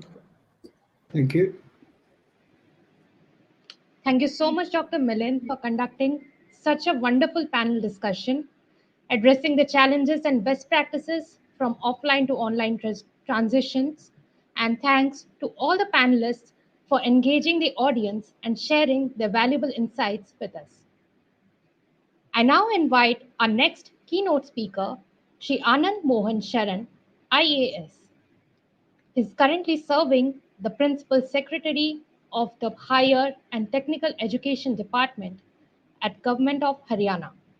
He has also served as a Principal Secretary of Mines and Geology Department, Social Justice and Empowerment Department, Welfare of Scheduled Castes and Backward Classes Department at Government of Haryana. Welcome, sir. Thank you. Good morning to all the people present right now. It is indeed a great pleasure to be present at this occasion, to be interacting with the variety of luminaries in the field of education, not only in India, but in various parts of the world. And that too, talking and interacting on an issue which is so very crucial in the present day times. Innovations in pedagogy and educational approaches in a post-COVID world. To start with, let me compliment QS IGAUGE, Manav Rachna Educational Institutions, and the North Cap University for organizing this conference on redefining institutional strategy for excellence.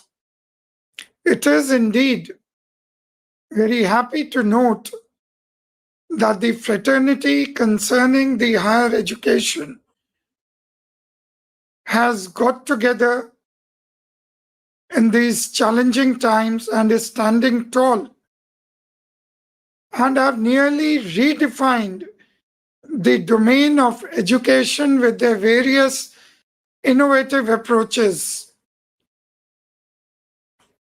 Just by observing, just by seeing over a period of last 1.5 years, the various efforts made by the faculty and the students, coupled with the support and facilitation given by the concerned industry, this shows that our human civilization is ever ready to adapt to the given situation. Today, given this topic and its importance on the inclusion of innovation in the educational pedagogy, when COVID-19 came out of the blue and hit us without knowing, without having much of a background, even one never knew that how long it is going to continue, how to tackle it. But the way we fought it, we means the educational institutions comprising both the students, the teachers, and with the support of the concerned industry. We came up with various innovations, and today we can very proudly say, when we are already talking about a post-COVID situation, which would mean that we have fought very well we have made a place for ourselves in the COVID situation. It pushed us towards a pandemic which we had never seen, which we had never experienced before. At least I can say it with authority. Our generation had not visualized or seen or experienced this kind of a pandemic. It was very much unknown, not only to India, but to the whole world. While talking about a post-COVID scenario, the whole landscape has changed in practically all the domains of a society, of a life. Education being one of them has also been impacted, and I would say it is one of the areas which has been impacted the maximum, besides, of course, the health part. Given this situation, various innovations with various inclusions which have taken place, I would like to congratulate each and every institution, each and every stakeholder who has been a part of it. There are multiple stakeholders, mainly three: the teachers, the students, and the industry professionals. The three together form a very complete or holistic nexus and defines the very essence of education. It is their combined effort, it is their give and take relationship between the three pillars, between these three stakeholders of education, wherein they have come to a situation where we can say we have successfully overcome the needs of the day. During these tough times, as we always say, necessity is the mother of all inventions. Taking it further, various new courses have come out with their own importance, be it business analytics, be it supply chain management, be it artificial intelligence or art therapy, and I can go on and on these new age topics and its curriculum. So it becomes all the more important to understand the challenges faced by these key functionaries during these COVID times. Even a layman who's not directly involved in the domain or the realm of education, seen the immense challenges faced in these times, and especially the shift over or the change from the physical classrooms to a virtual setup. When in the beginning of 2020, we were faced with this challenge, people with in-house innovations, with support from the industry, and overall came up with such innovative techniques and the realities that I think within a few months, there were virtual classrooms, there were virtual classes, there were virtual lectures. And everybody was so empathetic towards each other's needs that we could see a very different reality. By adopting varied innovative techniques that made learning not only informative, but then it was fun-loving also. Otherwise, being in a closed room for such long hours would have been very boring. The digital space was truly revolutionized the digitization of education was important.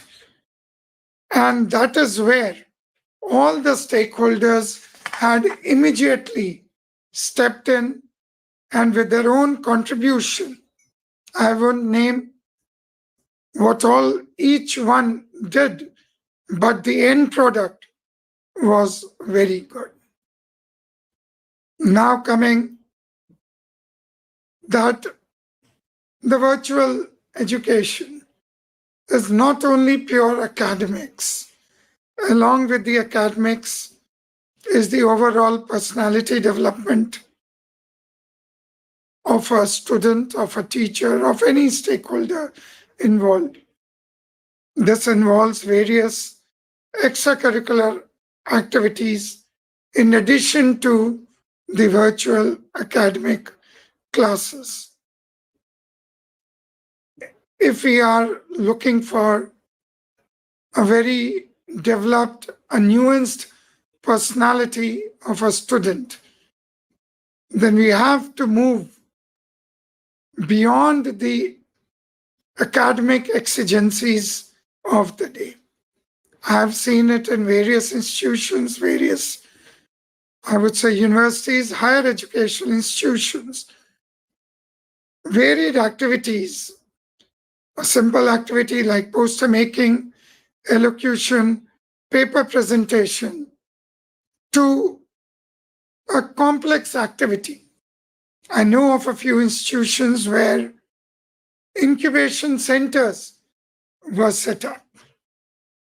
And the kind of interaction, an active interaction, which was held, I personally visited a few of them. And I could see the way we have moved on very positively from this adversities. Not only this, but varied pedagogical approaches like visual aids, audio inputs, presentations are being rigorously used in online education. I would especially talk about the presentations. I have been a witness to a few presentations of various educational institutions, and there was an absolute paradigm shift, the way those presentations were prepared and the way they were presented from the earlier COVID times.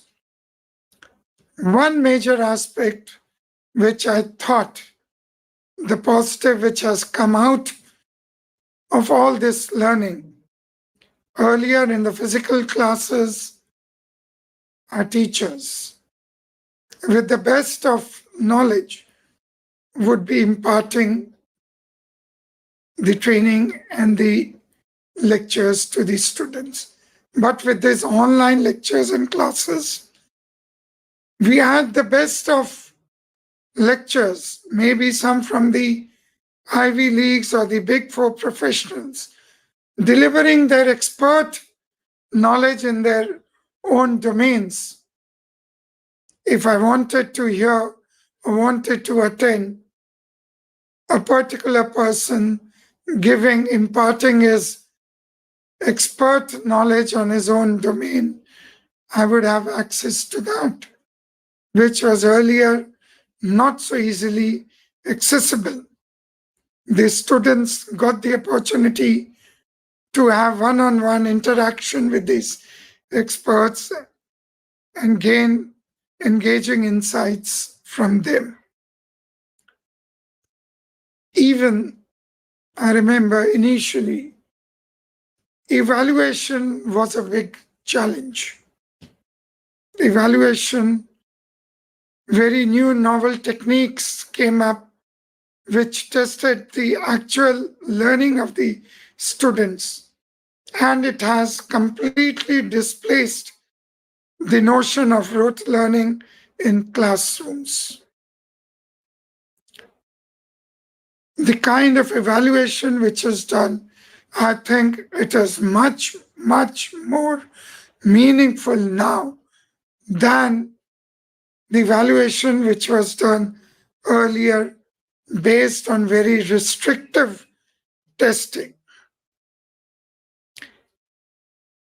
I'm very, very happy to see these students who have come up with very varied, intriguing startup ideas during this pandemic period.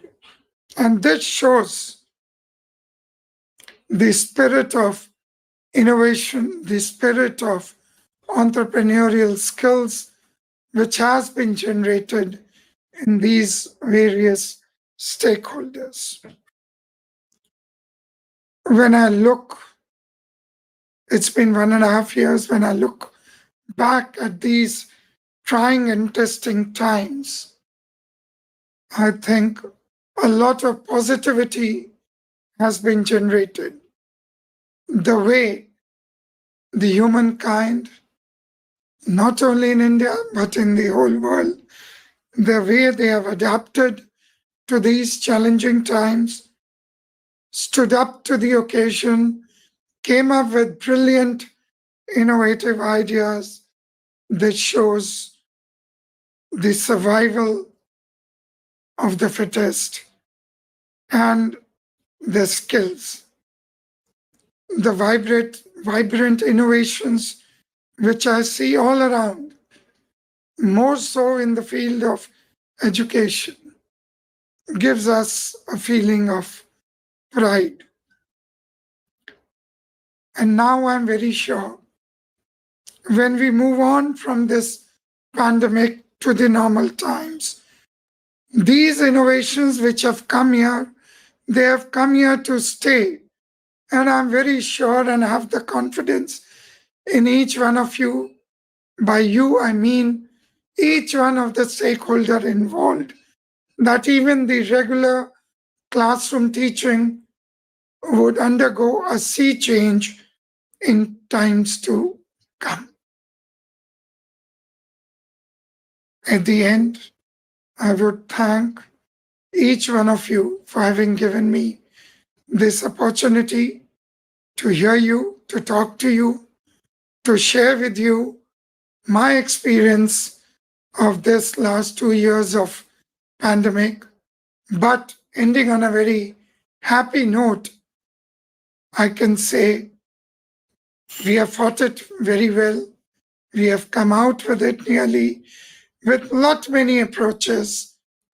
And now we have so many options in front of us, and we can choose various options at different points of time, whichever suits us.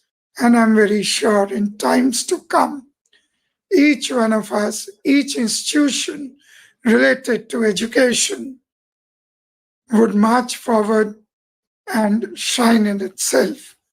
Thank you, each one of you, and thank you, the North Cap University, the Manav Rachna Educational Institutions, and the IGAUGE. Thank you once again.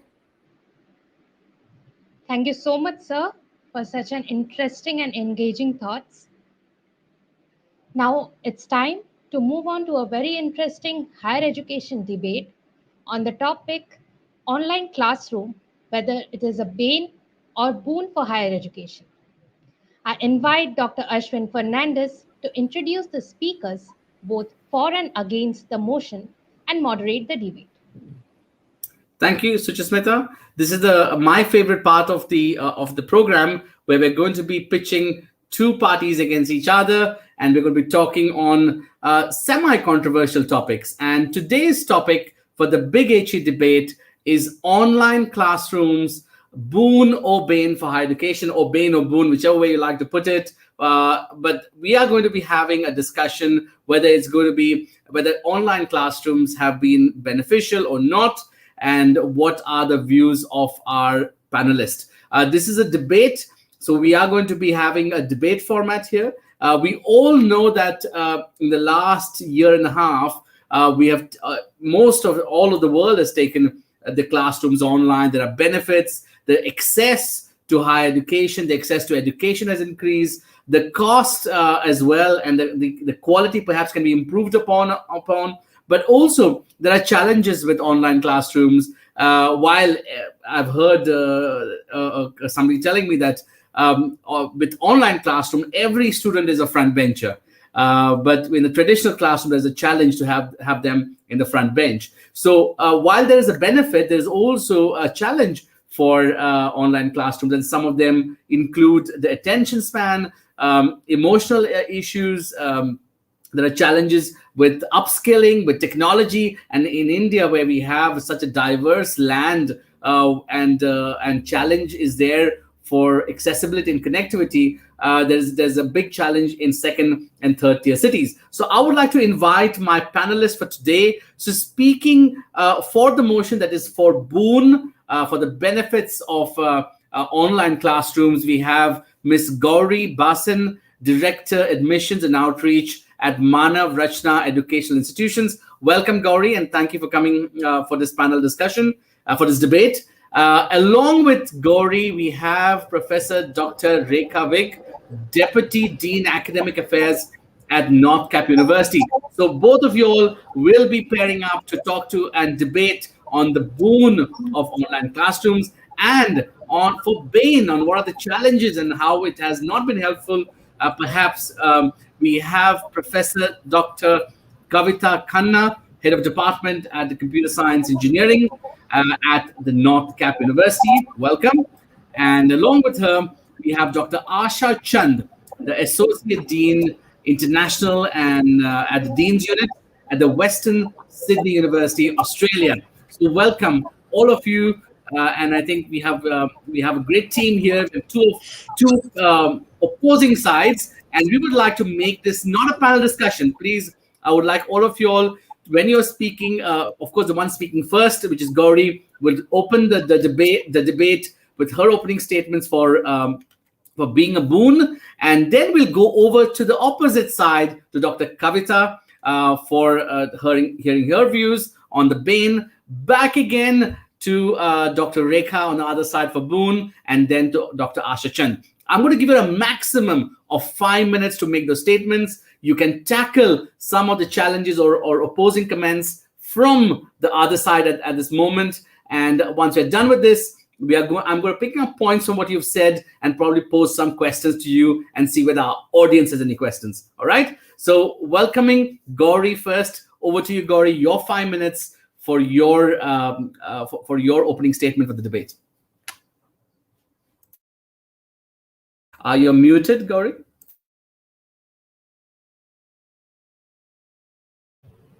Hi, can you hear me now? Loud and clear, please. Right.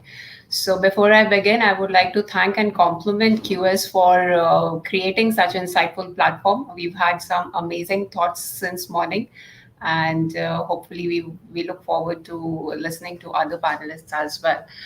So coming to the topic which has been adaged, COVID-19 has brought dawn of digital era as the pandemic has severely impacted the education sector, accelerating the shift to digital learning models with no choice given.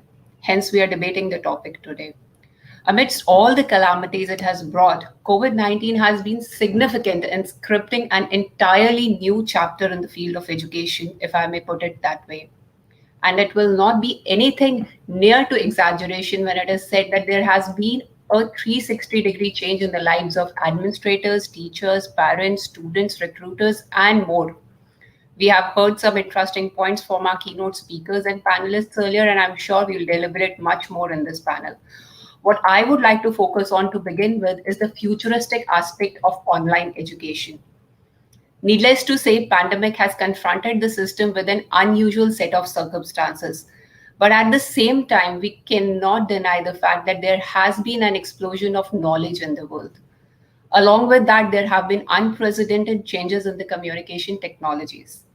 Now, this paradigm shift is not just in terms of resources and content, but also in terms of mode.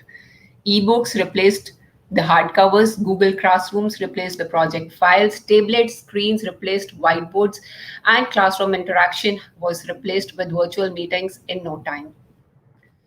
Speaking specifically about the Indian scenario, we have a multi-layered formal education system. If you look at the stats, we are somewhere around 260 million students enrolled in more than 1.5 million schools, 39,000 colleges catering to over 27 million undergraduates and 4 million postgraduate students. Given the magnitude, in last 1.5 years, the challenge of making homeroom the classroom was humongous. As classroom sessions were no longer, available during the lockdown, educational institutions had to quickly innovate and augment their digital capabilities to make up for lost teaching hours. Top edtech startups witnessed steep surges in demand for their content, with the leading edtech cap from India becoming one of the world's top 10 education apps by number of downloads during the lockdown phase. I'm sure we all know that Diksha, the digital platform for school education launched by Government of India, registered over 6 million views during the first 3 weeks of lockdown. Furthermore, India's online student base grew to 9.5 million users, which was incredible in 2021 at a compound annual growth rate of 44%. Attributed to the online education, the country has become the second largest market for e-learning after US. The sector is expected to reach around 1.96 billion US dollars by end of 21 and around 9.5 million users enrolled. In India, the online education further is forecasted to reach more than 11 billion by 26. Well, as the number speaks for itself and force us to dwell deeper and work towards an instrumental change which shall be a revolution in education reaping defined outcomes, the new education policy also puts emphasis on online education to increase gross enrollment ratio. Given the size of student population, it is not surprising that India has traditionally been a larger contributor of students studying abroad, with 15% of all international students coming from India, second largest after China. I'll take a minute to highlight 3 key policy measures which NAP has introduced which will enable online education to influence outbound student mobility. First and foremost, the top Indian institutions have been given the impetus to roll out high-quality online courses. The competition to get admission into a top-notch institution in the country is very high, and a number of students who do not get admissions into these institutions often explore choices abroad. Promoting top-ranked international universities to set up campuses in the country and encouraging and institutionalizing the international university collaboration for academic purposes would lead India being positioned as a global education hub and ensure that global quality education is available to Indian students within the country itself. Furthermore, the concept of digitally storing credit earned from different higher education institutes, whether it is Indian or international, within the academic bank of credit further provides students with a platform to take select courses and complete them based on their convenience. And the future of online education undoubtedly looks promising and opens up education to a larger section of population than ever before. The education sector is seeing significant investments and expenditures by governments, schools, universities, students, and professionals globally.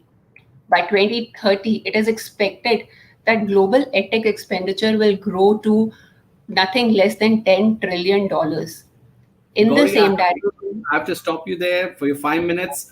Amazing opening statement. I'll come back to you. You have talked about how it has revolutionized access to education in India. That is definitely a point. But at the same time, the challenge with infrastructure at the ground level in India has been tremendous. I mean, not just India, but everywhere in the world. Now, while we're looking at the benefits of this, we should also, I would like to go over to Kavita, Dr. Kavita there, to hear your view. I mean, is it something we are building? And while we have all the hopes that it will be great, and is it built on clouds? And do you think when students still want to go back to the classroom at the end of this pandemic?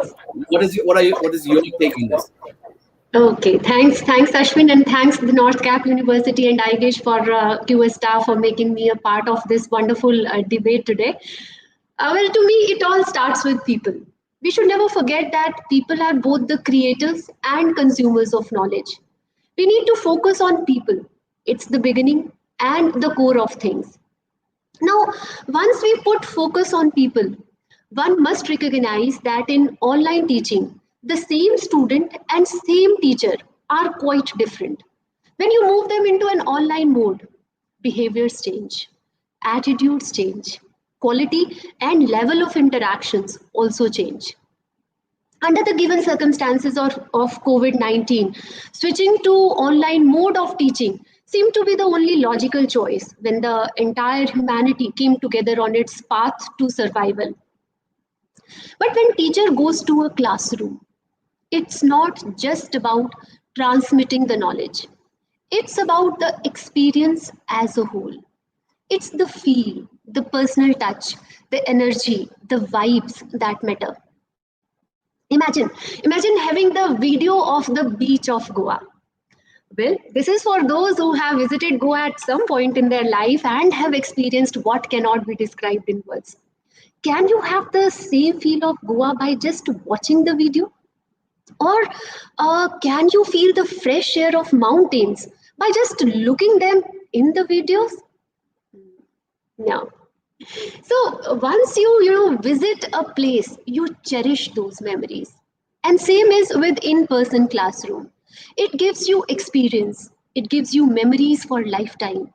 You have a bond with your teacher, bond with your fellow classmates. Will this be the same in online classroom? It's normally said that friends that you have in school and college are your lifetime friends.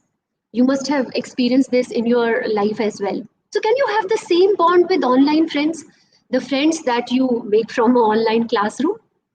It's the basic human nature that when you meet a person, you get the vibes, which is not there in online mode of teaching. Also, when you are there in an actual classroom, you are there. But when in online classroom, you are at so many number of places. You are in your class, you are at your home, you are at WhatsApp, Instagram, Facebook, or maybe even at Netflix. Oh, the teacher has a very tough competition then. You can imagine. You get a message from your best friend in the class, it would be very difficult choice then. So the kind of environment the classroom gives might not be possible at home. When you have the option of a couch or a bed, it would be very difficult for you to resist the temptations. If your family is having fritters on a wonderful rainy day, will it be possible to attend the class with the same concentration? Oh, that was on a lighter note, but the message is loud and clear. We can never bring in the same sincerity, the same discipline, and overall the same environment in online mode. Also, mind is a playground of thoughts, and it's very important to channelize it in the right direction. We need to develop a student as a whole. It's about the holistic development of the student. It's not about books and lectures. It's the connect, it's the mentoring. You cannot be an engineer by reading the books. If you follow the same books, the same curriculum as followed by MIT or Stanford, will the students become the same? No. It's the overall experience that matters. It's the bond with alma mater. DU offers the correspondence degrees, but given the choice, one would always prefer the classroom degree.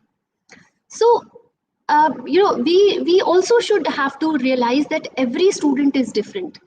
Some are self-motivated, but some need to be motivated, encouraged, and pushed through personal attention and motivation, which again is lacking in classroom. If I talk of health issues, whether physical or mental, which online classroom brings in, I think we all must have experienced it as of now, be it cervical, weight gain, impact on eyesight, or reduced social interaction, might leading to mental health issues in long term. These challenges also we might have to face during a long go for online teaching. Even before the pandemic, we talked about the teaching pedagogy incorporating the components of hands-on experiential learning. How to replicate the lab experiments in an online setting is still a challenge. Leave aside some of the courses of coding classes of computer science, be it medical, mechanical, civil, biotechnology, replicating these labs is a big concern. So overall, the satisfaction that you have as a teacher, as a student, when you come out of a face-to-face class can never be the same when you come out of an online classroom. So to sum up, I would like to conclude by saying that online teaching is a mere consolation which exists for the sole reason of saving the education system from sudden death. Thank you so much, Dr. Kavita. Well said point. I think, is it the main prize or the consolation? I would like to go over to Professor Rekha because technology has kind of spearheaded a lot of online teaching, and we have everything which we were able to do last year because of technology. But is it a stopgap measure? And when we are returning back to the classrooms, because the human connect is missing. What do you have to say? Do you still hold foot on the bane for online classrooms? Over to you for 5 minutes, please. Thank you, Dr. Ashwin. Am I audible? Yes, you are, ma'am. Please go ahead. Thank you, Dr. Ashwin, and good afternoon to all the viewers present here. Ms. Gauri and Dr. Kavita have set the stage very well. It's my privilege to talk about boon of online education amidst the circumstances that we have seen it as the only survivor for continuing education in the past year and a half. Let me start by quoting a paradigm-changing small incident. In 2004, Salman Khan, not the Bollywood actor, started teaching maths to his cousin remotely. He was in Boston and his cousin in New Orleans. What transformed from that is now famously known as Khan Academy. I would also like to give another real-life example, which is from an NGO run by my close college friend in Greater Noida. A few weeks ago, she was struggling to find volunteers to teach underprivileged kids, until a friend donated a smart TV to her NGO and she herself got high-speed internet connection. And voila, people in America and Australia willing to teach are able to offer their social services to her NGO. Such is the power of online teaching. Now, there are two ways of meeting difficulties. You alter the difficulties or you alter yourself to meet them. The Indian education fraternity has embraced the online system more than willingly, meticulously, and ardently. During lockdown, when all the shops, theatres, malls were closed, schools were working, and students were studying, online teaching has changed the way the world learns now. Thanks to, obviously, COVID, the education is never going to be the same again. It is not the transformation itself, but the pace at which it has happened is rather more intriguing. So what are the major benefits of online teaching? Let us look from the perspective of both students and teachers or organizations. First and foremost, online classes have larger reach. While a face-to-face classroom might be limited to 50 to 60 students and physical space, an online class size can only be limited by technology. Let me give an example. Professor Stewart, one of the most sought-after teachers in Java technologies at University of Washington, could enroll more than 700 students in his online class and teach them all at the same time. Well, there is no constraint now in studying from the best and favorite professor. From organization point of view, optimization of faculty resources can be done with online teaching. With more and more students enrolling in university and applying for higher education, more resources in terms of faculty and infrastructure are required, and online classes can help optimize them and make the system more cost effective. Secondly, the classrooms with online teaching have changed to global classrooms. They are no more limited to a town or city now. There could be students from different countries learning from a teacher in other countries. So collaborative teaching is possible between different universities now. Now, many may say there are challenges to maintain the interest of the students and keep them motivated throughout the lecture. However, in order to overcome those, various methods like gamification to make lectures interesting, to form simulation of concepts and incentive-based learning, discussion boards to engage students and encourage peer learning are being developed and used. Online teaching gives newer assessment options, access to recorded lectures for students to review and watch again, and features like breakout rooms to deal privately with small groups, and so on. And faculty are free to be creative with new learning automated experiences, allowing more time for meaningful interactions. It is also possible to integrate campus resources through online classes, like academic and student support services can be integrated right into the design of the online course. Student attendance, library aid and research, technology help, laboratory resources can be accessed directly while the lectures are being delivered by giving instructors limitless options for diverse and enriching learning activities. Finally, not only education, you see nowadays the trend has changed even for hobby classes like guitar, dance, foreign language, yoga, etc., where people can sit in the comfort of their homes and take classes without having to worry about a commute, is leading to huge saving on time, and is also reducing stress. So online classes have made the possibility for students in remote locations, maybe villages, to pursue education and still be available to family and contribute to, let's say, farming. For candidates willing to make the commitment, the benefits to teaching online are worth the investment. It would not be hyperbolized to conclude that online class is a teacher's knight in shining armor and a student's delight. Thank you, Dr. Ashwin. Over to you. Thank you, Professor Rekha. You made a valid point there on the coverage what online classroom and education provides. You have talked about the quantity, the more students, more faculty, international reach, and so on. But is there a challenge on the quality? And with that, I would like to go to Dr. Asha Chen. Dr. Asha, your 5 minutes to make your comment for the bane of online classrooms.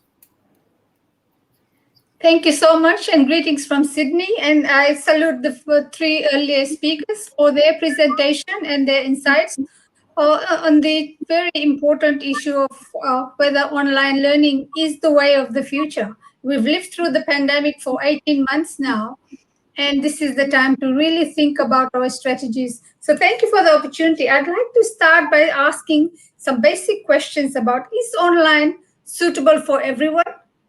Is technology available to all? Are you assuming here that technology is available to everyone? Everyone who is aspiring to get an education in the global environment. And is it available at high speed? The kind of speed that we expect to be able to reach out to, say, 700 people in our classroom.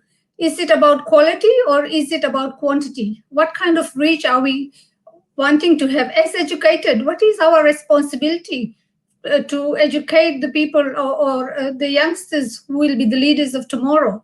What sort of education are we providing to them? Is it about ticking the boxes only? Are we adding to the divide that already exists in this world in terms of the haves and the have-nots? And of course, when it comes to access to higher education as well, right now we are living through a pandemic, but we are also living in a global environment where disparity is so huge. People are aspiring to be educated. They're putting their lives on the line, putting livelihoods on the line to get an education. And through online education, are we reaching them? Are we really educating the masses in terms of the way we should be? I'd like to also address a point that was raised by the first speaker, where Gauri talked about India's education policy. And I salute that policy. It's very innovative. I've had a chance to read it. I've copied it and I've kept it in my files to be able to refer to it every time. And one of the things you mentioned was India is inviting other institutions from the global environment to set up campuses in India. If that's the case, then what about online education then? If universities are being invited to set up campus in India, I'm all for the idea of setting up campuses. And I think as educators, we can collaborate and create classrooms. We can take the classroom to where our students are. And I think this is where we as academics who are bestowed with the ability to think and project ahead should be able to do. Come collaboratively together and create something new and be bold in creating those new ways of learning, not just depend on machines and online learning, whereby we're creating disparity. The 21st century learning environment is about student-centered learning. We are forgetting our students in this mix. We are always talking about, yeah, the teacher wants this, the teacher wants to do things this way. I think we have to include our students as partners in the learning and understand what they want, what are their needs, what are their aspirations. And so that we are also not widening the gap, but broadening it in many ways. I have had first-hand experience of teaching online in Australia as well as in India by running master classes. And one of the things I noticed, and this is anecdotal, and I think a lot more research needs to be done in these areas. Sometimes I have students who are waking up to the classroom as I'm switching on and I'm, starting to run my class. Then I basically beg them to please, can you, switch on your camera so that I can see faces and not just blank screens. And when they do switch on their cameras, what do I see? They're still in bed. And then when I look around the room, there's, last night's dinner sitting on the bedside table, and they are weary-eyed. They're not able to engage. And I think, as a teacher, am I able to really, what's my role here? Do I need to be driving the bus, or do I need to actually assemble the bus? Those are the kinds of questions that come to mind.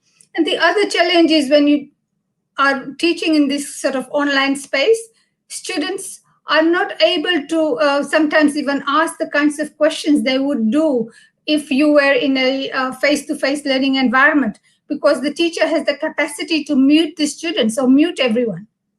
Just because you have a lesson plan to go through, so you are moving at fast speed. If a student is dropping out, you're not able to actually even notice them dropping out, because you have to tick, tick, tick, go, teach the class and move on to something else or the next group that's waiting. So in other words, I see myself as a teacher, as part psychologist as well, someone who is in a classroom, who is able to notice a student who's not really engaging with the lesson. And so you say, okay, what about you? Come on board. And if you notice there are some problems, like Kavita said earlier, students end up having other problems because they are so fatigued by being in front of a computer. Do we actually notice that they are falling behind or they are slipping away? Issues relating to well-being, students' mental health capacity and capabilities. All those things are very much part of the new learning environment, and we have to be aware of that. And as educators need to reach out and make a difference and create a new world, a different world, where we are bridging gaps rather than creating new ones. The other interesting thing that I want to sort of say is, again, about numbers. Are we very much about having large numbers in our classrooms? I thought we're moving into a model where we have fewer students, but we really give them, we invest in their education. We invest our time and our methods in the way we teach them and the way we prepare them to become global citizens rather than sort of be kept in a small space or environment. I also wanted to talk about how even when you are teaching in an online space, you have to constantly prod the student to respond. And of course, when you put them into breakout rooms, yeah, it's easy. You can create breakout rooms. You can get them to work in groups, and technology allows all those things, facilitates easy options. But do they actually engage in the breakout rooms? My personal experience has been, as soon as you put them in the breakout room, they come up with I'm not saying it's an excuse, but they say, oh, technology is failing, I can't join, or they decide to leave because they don't want to engage at that level. And they get all the other distractions as well. Like you said, Kavita, earlier, that you really can't gauge whether they are physically really present there or not. They can put a blank screen. Thank you so much, Dr. Asha. I have to stop you there because you're over your 5 minutes, and I think I would like to take some of the points which you have mentioned. This is a very balanced debate. I think both the opposing parties have their views here. But is online classroom or online education widening or is it narrowing the gap? So with that, I would like to go to Gauri, because Gauri, from your side, you made some really valid points on how even the national education policy has online or technology which will support the online classrooms in the future. So do you want to change your stand there? Do you believe that while we are returning back to physical classrooms, we will probably see a hybrid model? Do you think that this was, and this is your opportunity to change your opinion maybe a little bit? So I'll go back to you and say, after you've heard everybody, what is your take on this? What do you think will be the future? Great on the past. What about the future? You're muted again, Gauri. You're not mute. Sorry. Yeah. So what I wanted to say before giving the remarks on the question is that a very significant point which has come out is that while we embrace the new online model and we are talking about whether we want to go for numbers or we want to talk about a limited capacity with the high quality education and making global citizens, we have to look at the population size of the country. And also, this being a developing country, there is a lot of challenge of reaching out to masses when it comes to education. So while we embrace this new online model for education, the Indian higher education system has undergone massive expansion to become the largest in the world, enrolling over 70 million students. And such expansion would have been unimaginable without the use of ICT tools.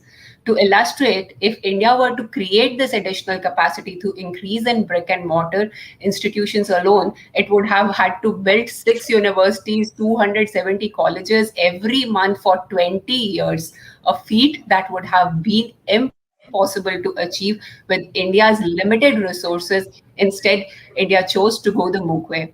Coming to the hybrid part, yes, definitely hybrid model where part of the program is taught online and part in person has become particularly popular among adults and working professionals looking at to gain additional credentials.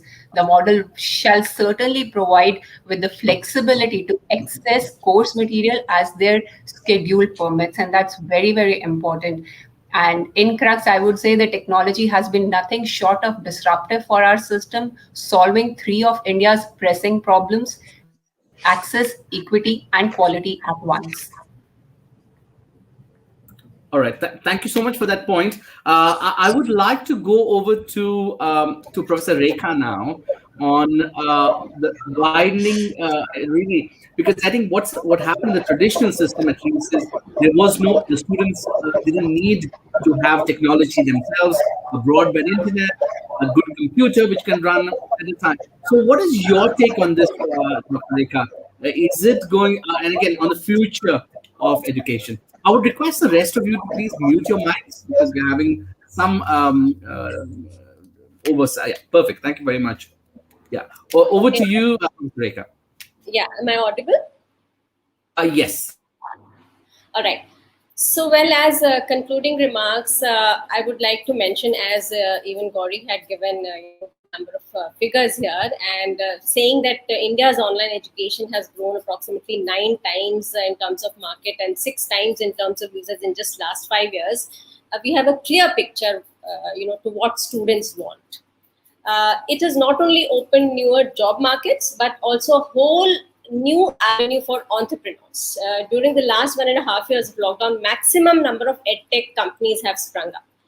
So, and the trend from attending your universities physically is changing to pursue online degrees, and they are being valued too. In fact, UGC has also allowed universities with NIRF ranking below 100 and NAAC accreditation of A grade to offer online degrees, substantiating the importance of online education. So in fact, not just the formal degree education, but the other supplementary courses like certification, executive programs, career counseling, tuition, coaching classes, etc. have also shifted to online classrooms, given the convenience and the cost effectiveness. In a survey by KPMG, students have also mentioned convenience, ease of concentrating at home, and reduced travel time as the top reasons for pursuing online courses. And for primary and secondary class students, parental engagement and monitoring is also possible and can help in proper student guidance. Many industry professionals are also finding it easier to take online reskilling and upskilling programs from the comfort of their offices and homes. Adding to that, with new technologies like AI, big data, facial recognition, cloud-based services, 3D animation technologies, virtual and interactive lab content that are being prepared, there is no stopping to online teaching. Of course, there would be a mixed hybrid teaching as well, but online teaching is here to stay. Paralleling the Digital India project, many universities are going digital, and I'm sure that 5G and penetration of internet to rural areas can help resolve most of the current issues and take the education to the next level using the online mode. Thank you. Thank you so much, Dr. Rekha. Over to Dr. Kavita. I think we've heard the side of Gauri and Dr. Rekha are very strong on their opinion that this is supporting India. It is supporting the excess, with the kind of universities what we would have to open. Otherwise, online classrooms and education is supporting that. So, what do you think, Dr. Kavita? What is your opinion now on if we didn't have online? Would we be 10 years, 5 years behind our target for education? Well, Ashwin, all online classes start with, am I audible? You are not audible, or you are audible. Because in online scenario, you are never sure of whether your audience are listening to you or not. To this session, I'm not sure how many of the viewers who have logged in are actually listening. Had this session been at an auditorium, it would have given much more confidence to me, seeing the audience there and seeing their expressions would have given me more confidence about the thoughts that I am presenting. In online teaching, the emphasis is on the content. And now is the time when best of the content is easily accessible to all. Now, if one has to learn machine learning, the lectures of Andrew Ng from Stanford are available. Whereas in face-to-face classroom, it's not about the content. It's the 360-degree experience, which develops you as a person. Now, if you have to watch a cricket or a soccer match, you can watch the match in the comforts of your home. You would definitely have a better view of the match, better analysis, better commentary, better recordings. But given the choice, you would prefer going to the ground. Same for a live concert. You can listen to the songs at home on a best sound system or a best display. But what is different? It's the feel. It's the energy, the vibes, and the overall experience. You live the moment, which you can never do at your home. It's the connect between the audience and the performers, which is not possible in online scenario.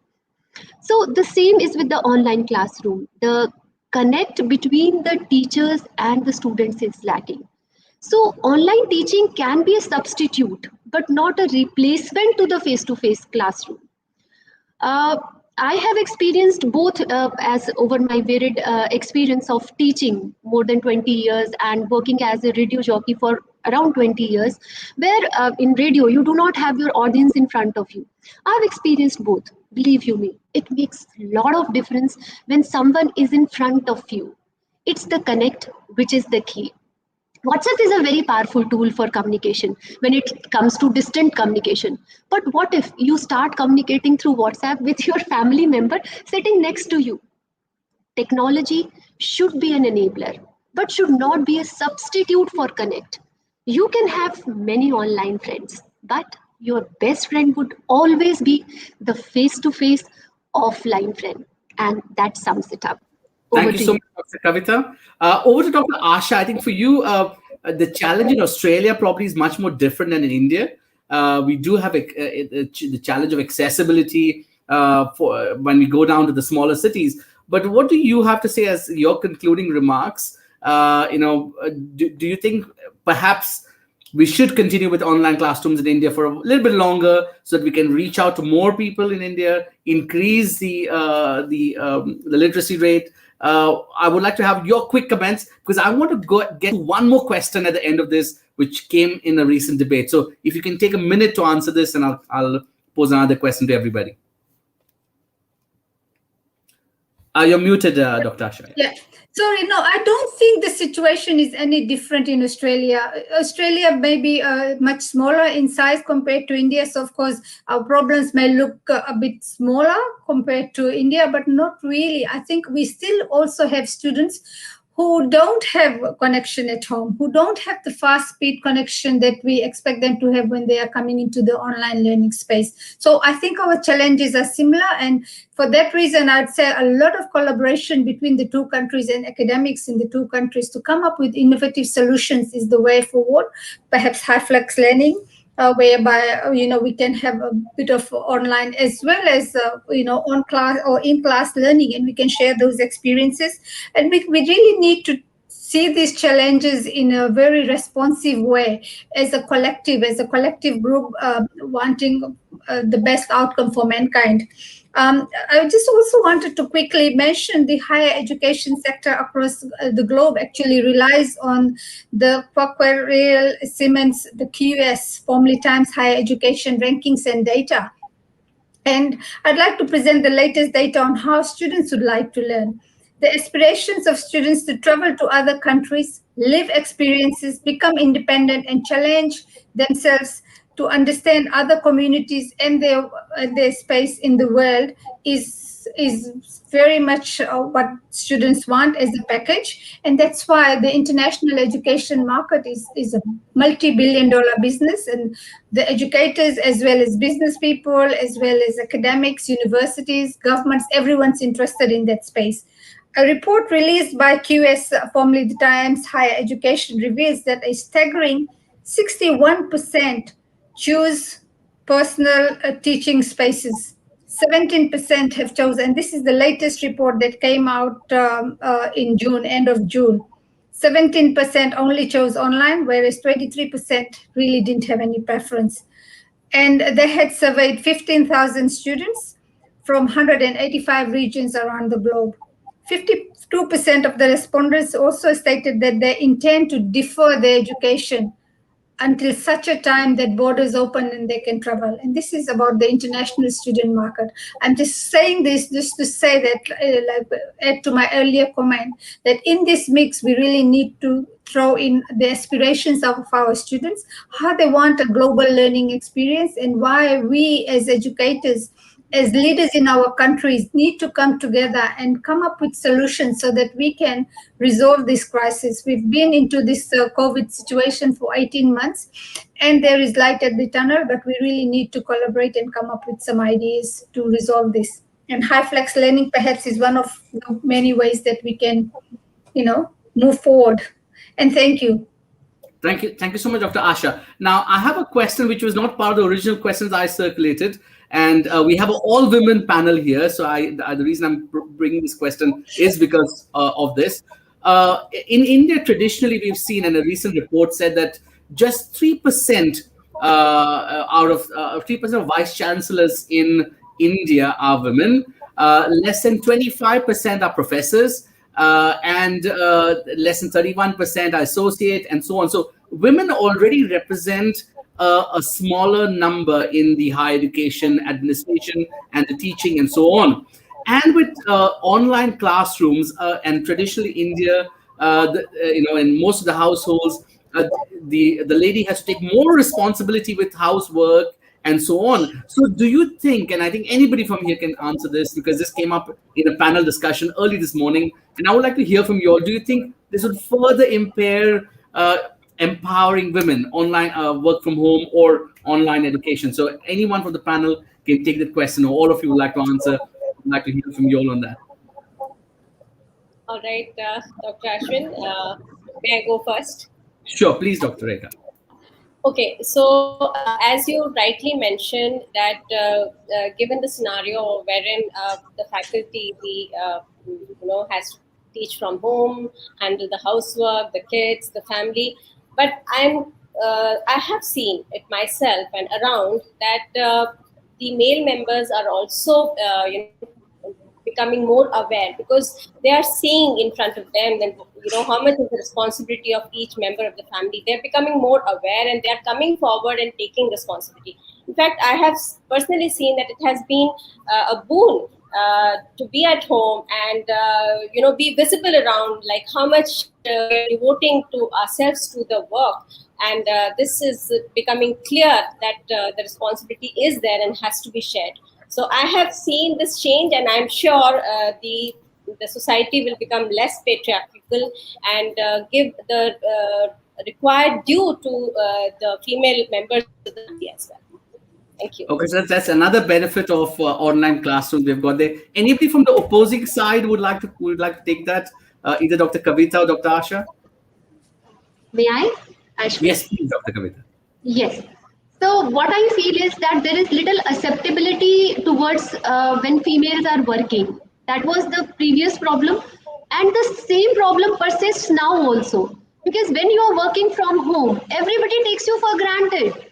Your kids want that, they want their breakfast in their bed, and they wanted, your husband would want that it should now come, when the chapati should come as and when he wants. So in a male dominated society like that, this is going to create more problems, because when at home you have to devote a lot of time towards home also, and expectations are same for females, rather they're going to increase when you're working from home.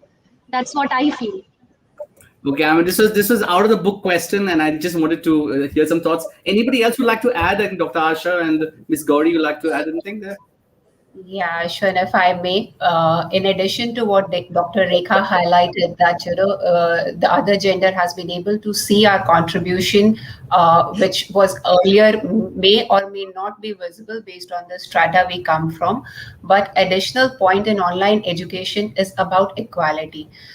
Whether it is based on gender or so many other parameters which exist in our country, the online education gives that flexibility, that the learning will happen at the pace and the demand of the recipient, howsoever it enables them with a personalized support to aid them, which is not possible in a physical scenario. Thank you so much, Gauri. Dr. Asha, your comment on that? Yes, thank you so much. Look, first of all, I'd like to say all power to women. Look at the panel today, all women presenting and saying such insightful or presenting such insightful ideas. So I salute you all for leading the charge, and please never ever feel that you are any lesser than any man in this world. But I look, the disparities I think will are always going to be there. I mean, will take a long time to sort of bridge. We have similar situations in Australia. I don't think that because this Australia is a modern, developed country, we don't have that here. Just last night, I was watching this show called Misrepresented, as in MS represented.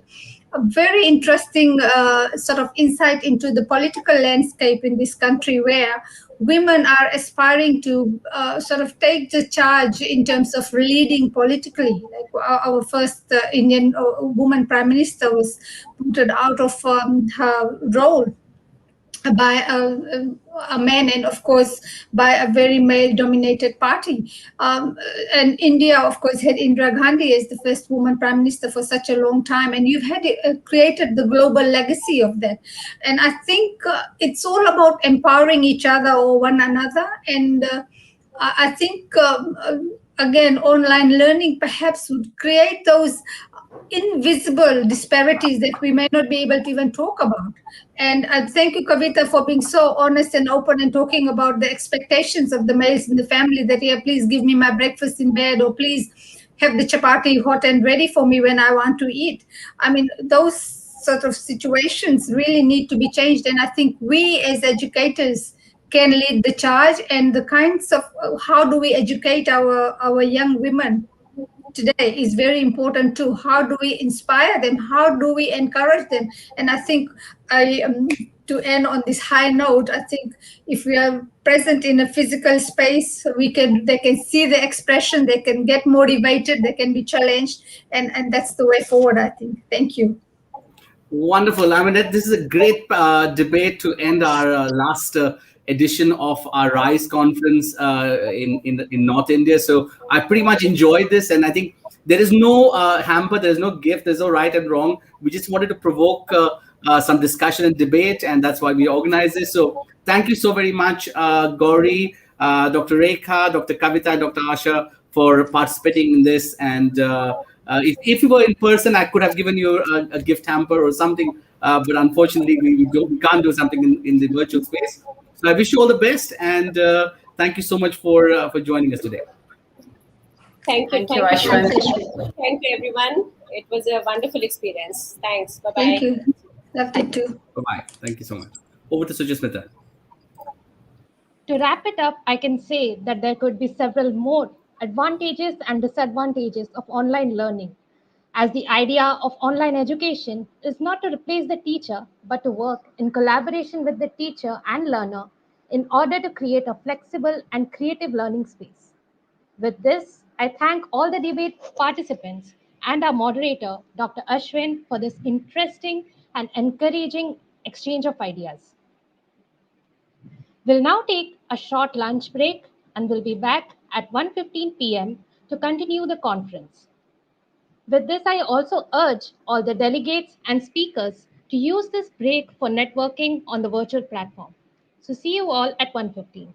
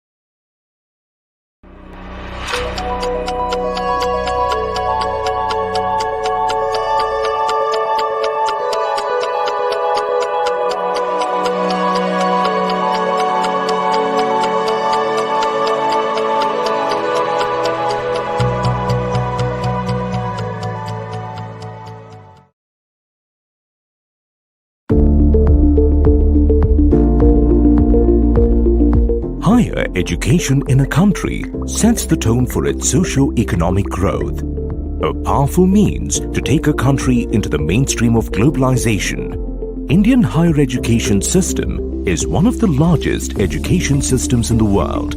This expansive landscape and the myriad options leave the students wondering. An informed choice in such a diverse dynamic ecosystem demands a careful understanding of educational institutions. Rating colleges and universities has turned out to be a need for all the internal and external stakeholders of the education sector. The students, parents, employers, researchers, governments, and all others associated primarily perceive an institution's performance based on its ranking and rating. QS IGAUGE, a brand incorporated in India as an independent private sector enterprise, specializes in rating higher education institutions in India. The brand brings together global expertise, experience, and reputation of UK-based Quacquarelli Simons, QS that focuses on higher education rating and assessment. QS IGAUGE rating is customized for higher education institutions in India. The rating provides a unique 360-degree perspective of Indian institutions of higher learning. The rating methodology includes 7 primary criteria and 5 secondary criteria. The same team that produces the authoritative QS World University Rankings and related regional and subject rankings, as well as the globally recognized QS Stars University rating system, closely supervises the processes of QS IGAUGE. Close supervision by QS Intelligence Unit in London ensures independence, quality, and integrity of the ratings and a global recognition to the institutions. Incorporated in 2018, QS IGAUGE has till now rated and partnered reputed colleges and universities in India. For building the brand image as a tool to improve an institution's organization and management, as a basis for making important decisions, or for influencing partnerships and collaborations. College and university ratings are a great way to position a brand and help communities make informed decisions. QS IGAUGE, India's first nationwide higher education rating system, is here to deliver credible ratings with its dedicated efforts.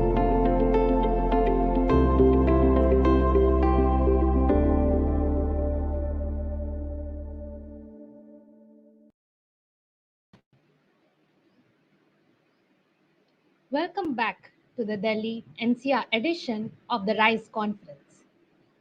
After the enriching series of sessions in the first half, now let us move on to the next session, which is the panel presentation of case study on best practices in leveraging international collaborations. To moderate the session, I now invite Ms. Barbara Jamzova. She is the project manager of Move On at QS Unisolution. Over to you, Ms. Barbara. Thank you very much. Good afternoon to everyone. I'm happy to be part of this conference. This is what I would like to say, first of all. And then in the following 45 minutes, we will have 3 presentations that will give us an insight into the different approaches that institutions and universities can take in handling the international collaborations. And I'm really very pleased to introduce, first of all, Colonel Girish Kumar, who is the Director of Planning and Coordination at Manav Rachna Educational Institution. And then afterwards, I will pass the word to Professor Dr. Nurpur Prakash, who is the Vice Chancellor of the North Cap University. Thank you very much for joining us. And now, first of all, I would invite Colonel Girish Kumar to give us an insight from his institution and present the approach or give us the case study on best practices in leveraging international collaborations for the allocated time of 15 minutes. Thank you very much. Thank you, Ms. Barbara. I hope I'm audible. Yes, you are. Thank you very much. Okay, so this is a very interesting topic, the best practices and how to leverage the international collaboration. It is very well known to all of us that today the geographical boundaries between countries are diminishing, and from the education institutions and universities, what is expected is to prepare a student who comes out globally ready as a student as well as a workforce. What we have recently seen is the rapid advancement in the technology platforms, which has almost made standalone studies, research, or any kind of work redundant. Therefore, cooperation and collaboration are the key working parameters for tomorrow. Next slide, please. Next one.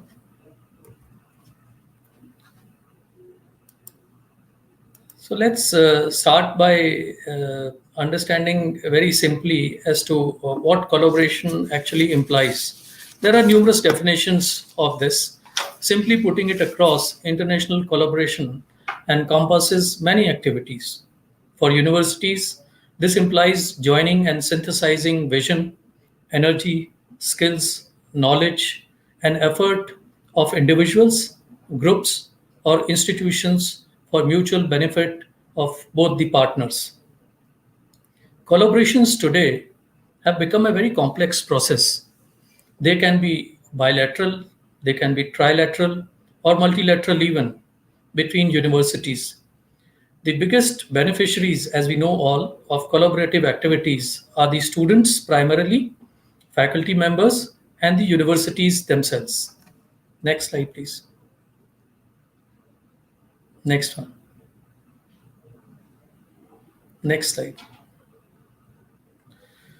So I would like to start after defining collaboration with a very crucial aspect of international collaboration. And that is, any collaboration to be worthwhile, it has to be progressive and it has to be a sustainable collaboration. A collaboration should be beneficial to the collaborating partners. It should have scope for further activities and afford new avenues of further expansion. Standalone, start to end collaborative activities have a very short lifespan. One should always aim for long, sustaining, and ever progressing collaborative activities. Next slide. I will now dwell upon a few measures to optimize collaborative activities and how to come some challenges which universities and international departments face. Next slide. Now, I would like to start by saying that communication with the international partners is the key factor in not only reaching out, but also establishing and sustaining a long-lasting collaborative activity. Constant and continuous efforts in this regard are need of the hour. The second important thing is the frequent updating of latest happenings by each partner. If something is happening in your campus, if something unique you are doing, sharing it with the partner university really helps in synthesizing the activities which are happening in both the universities. Second is the correct and timely guidance to each other's students, faculty members, researchers, etc. It is very important to guide individuals and organizations in such a manner that the vision and activities are aligned with your end objective. And there is a requirement in today's environment of periodic infusion of new and innovative activities to keep sustaining the collaborative activities. Next slide. Now, few of the challenges which are normally faced by universities in sustaining collaborative activities or achieving the objective is firstly non-identification of common goal or objective. The second is somewhere down the lane there is a collaborative effort dilution because of lack of enthusiasm, because of lack of vision, or multiple factors. So one has to be very cautious of this particular fact and keep the focus. The other is lapses in communication. It needs no highlighting that in the arena of international education and international collaboration, spontaneity in reaching out to each other is the key factor. And therefore, communications must always be continuous and they must be quick. Sometimes you may find for XYZ reasons withering of momentum of collaborative activities, and therefore measures to safeguard against these must always be put in place. Next slide. Now we have come to a stage of pandemic, COVID-19 and post-COVID-19 world, which has seen a transformation in the arena of international collaboration, just as a tremendous amount of changes have taken place in the other fields also. So let's have a look at what opportunities first, and then what are the challenges that this scenario affords us. Next slide. The first very evident revolution which has taken place is on the computer and information technology platforms. It is revolutionized, and there are multiple platforms which have come up to provide us facility of reaching out to each other, sharing knowledge, and collaborating with each other. The second thing is the concept of work from home, which has considerably reduced the travel time, the time that one spent in traffic jams, etc. There is also nowadays an urge from across the world to widely participate in activities globally and not confined to geographical limits because of the easy use of the education technology platforms which have come.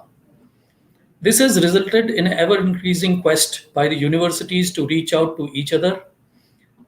And this has also facilitated real-time joint experimentation on research problems or even online research.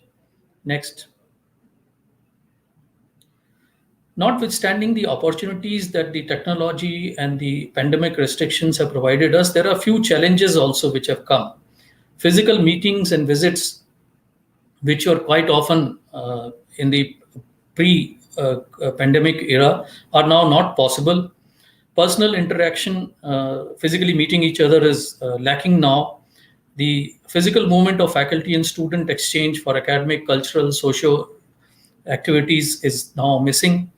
The guest speakers who used to frequent the campuses earlier are not able to travel to partner universities. So the personal touch in that form is now lacking due to pandemic challenges. Next slide. So after having simply understood as to what transformation has taken place as far as international collaboration is concerned, we must now look for how best to leverage the optimal collaboration in the current scenario. The first and the foremost thing is to identify the core areas of mutual collaboration very, very meticulously. There are tools to do that.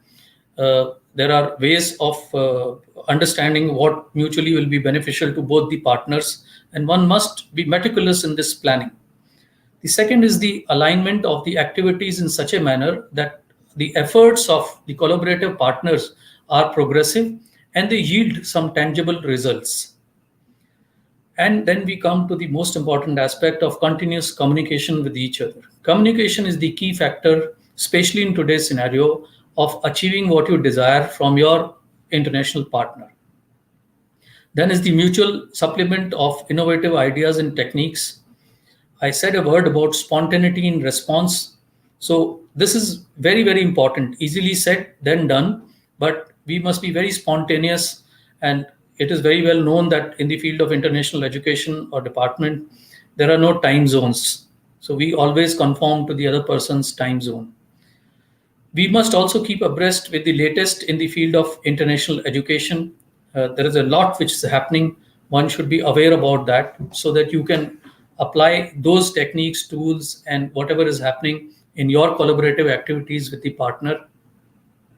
Finally, it is very important to nurture and invest in the collaboration with your best efforts.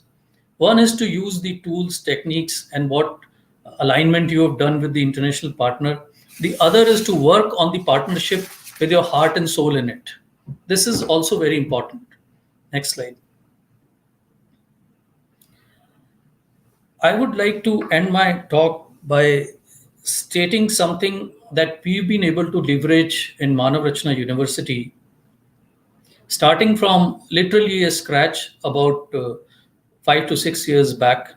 Today, in the university, we proudly have almost 58 academic agreements. Out of that, we have about 5 very active articulations. We also have top-up programs. Since the onset of pandemic, we have been innovatively engaging our international partners in various virtual events and platforms. To date, of different formats, we have conducted almost 130 plus virtual sessions with partners across the world. So that is how we are reaching out to them, and we are working to leverage the best in the present pandemic times. It is conclusively, I would like to say that the importance of showcasing a university's potential and its reputation through its international collaborations needs no emphasis. And we must always continue to find opportunities, even in the environment of restrictions, to innovatively reach out to the partner universities and leverage with the international reach out which we have. Thank you for giving me this opportunity to present my views on this. Thanks a lot. Thank you very much. That was really very interesting points. And I think also in my presentation later, I will only confirm every word you say just right now. Thank you very much again. And I will pass the word now to Professor Dr. Nupur Prakash, who is the Vice Chancellor of the North Cap University. The stage is yours for the allocated time of 15 minutes. Thank you very much.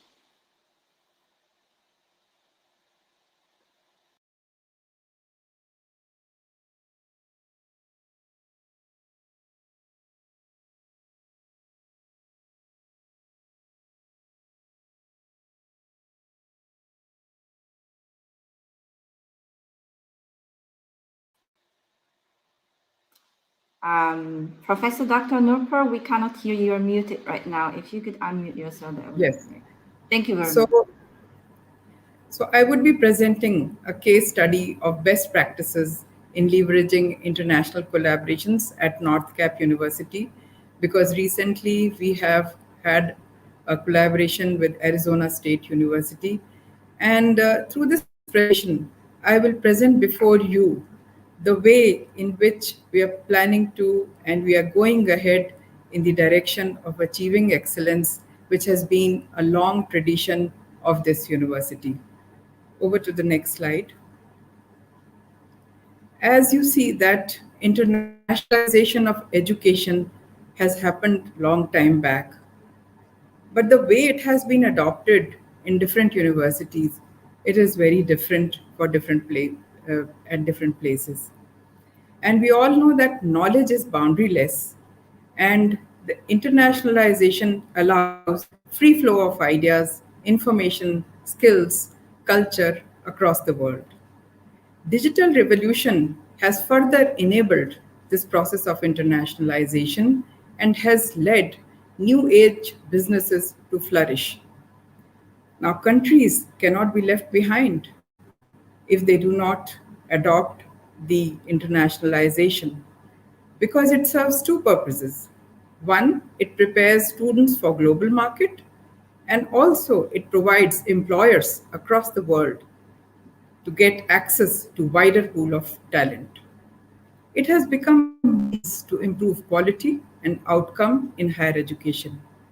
And with internationalization, students develop a global mindset, as in the last 1.5 years, we have all experienced that COVID has made the world flatter and united the world against the fight against the common enemy.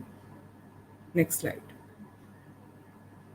So internationalization, if you look at the current situation, it has been happening for so many years, so many decades, because students have been going abroad for 7 years, for an immersive experience. And India has been the second highest, a country which has supplied second highest number of students to other countries after China. And USA, Australia, Canada, UK, UAE, they have been the most preferred destinations. But if you want to get the same kind of experience in Indian campuses, then a number of academic partnerships have emerged over the last several decades. And this includes faculty exchanges, student exchange, semester abroad, dual degrees, joint research, twinning agreements, and so on. But the challenges with these partnerships are many because the scope is sometimes very narrow. Sometimes it is only for a particular program, let's say for engineering and technology, or for law, or for management studies. And sometimes the MOU lasts for a very short period of time. And there is at many times a lack of intent and dedicated efforts. So what happens at the end of the day is that all the MOUs and international collaborations, they remain on papers almost defunct. And therefore there is a need for a comprehensive, long-term, university-wide international partnership which improves overall academic quality, students' outcome, and provides globally relevant education. Next slide. So if you look at the international partnerships, over the years, it has evolved in certain dimensions. Sometimes the collaboration is pan-university. Sometimes it is confined to a single school or to a single program. And the breadth and the depth of this international collaboration keeps varying from university to university, institute to institute.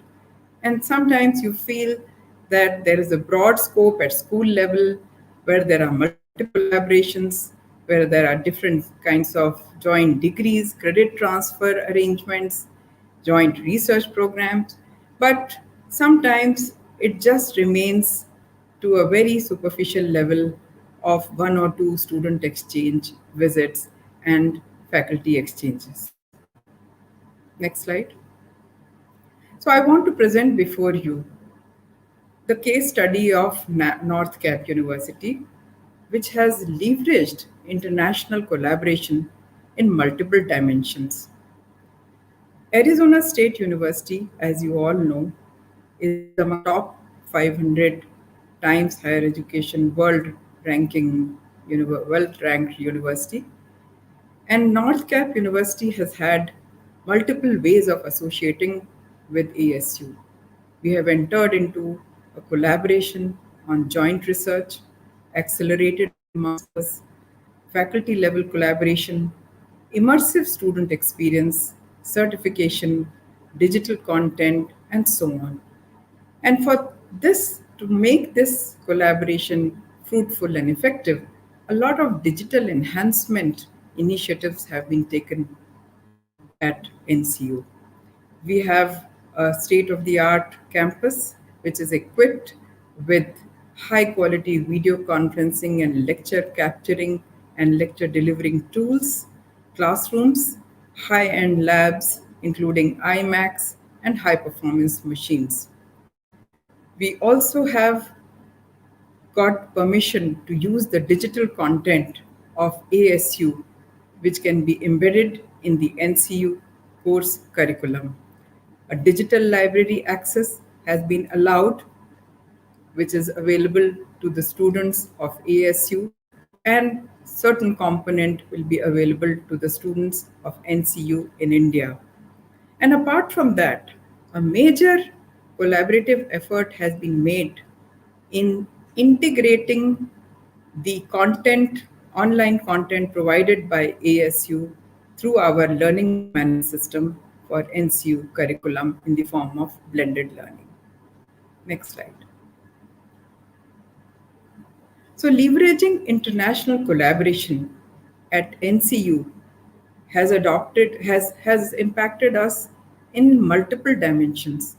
But I'm going to discuss just one dimension of it in today's session, and that is the adoption of international teaching pedagogies.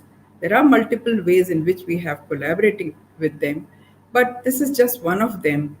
And this involves face-to-face learning, online learning, which has been blended in such a mode that it has become a hybrid learning platform. So the international content available in the e-content repository of ASU has been made available to NCU, and using innovative learning models can be imparted to the students in a very student-centric way, in which part of it is in face-to-face mode and part of it is in blended in the online learning mode. Next slide. So if you look at this hybrid teaching journey, which we are right now following, in this, the course objectives and outcomes are first defined, and then the instructional design model is prepared. Thereafter, the courses are mapped from the ASU content repository to the NCU course contents. And then they are embedded with certain activities, assessment, quizzes, digital lectures, and so on. Thereafter, once the course is prepared, it is sent for quality assurance. And this quality assurance is a very important task, because this has to be implemented in such a way that the product is completely international quality. So both the components of face-to-face and online component are integrated in such a way that almost 60% of face-to-face physical contact is allowed, so that students can come to the campus and interact with their faculty members. And around 30% component is on online asynchronous mode. However, it is very important for the students to devote at least 10 to 15% time on autonomous work, where they go for real industry projects, collaborative projects, and work on their own. Next slide. So how have we started this journey and how we are progressing? I'm going to present a brief case study of the Canvas course design, which has been undertaken at North Cap University. And I'm going to highlight certain unique features and best practices of hybrid learning. Next slide. If you just look at the ASU online content has been integrated with NCU content, you will find that all our courses have been sprinkled with video lectures, quizzes, FAQs, international case studies, assignments, and then this whole package is delivered in two modes. In synchronous mode, almost 30 lectures are delivered, whereas in asynchronous mode, almost 15 lectures are delivered. So there is almost 2/3 component is face-to-face, whereas 1/3 is in the online mode. Anytime, anywhere, students can take these lectures at their own pace. Next slide. Now, after all this content is created, there is a very strict quality assurance check, which ensures that the templates are well defined, the lesson plans are properly mentioned and laid out, the course content is properly defined on the Canvas platform, and the course delivery is well planned. And after this, the Quality Assurance Committee approves the course, and the course is ready to publish. Next slide. I'm going to show you this home screen of the Canvas enabled subject, which has been prepared in the area of Java programming, wherein you can see that there is a very uncluttered view of the course layout, and the home page has the name of the faculty member who's delivering the course, and there is also a brief introduction about the takeaways from the course and the various components which are part of the in terms of practice questions, quizzes online, assignments, and so on. And weekly, how the course is delivered from week 0 to week 12 onward up to week 12. Everything is very well defined before the student enrolls for a particular course. Next slide. This slide will give you an idea about the multiple ways in which the student can learn a particular course, because we embed e-lectures and experiments which have been shared with us from the AICSU content repository to help the student learn in different ways.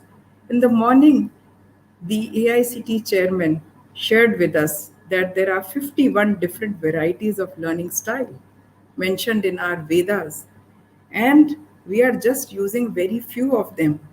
So if we look at the present scenario, we are just using 5 or 10 ways of teaching the student. And we have tried to embed video lectures, design problems, experiments, and case studies in most of our courses which are being offered on the QS learning management system. Next slide.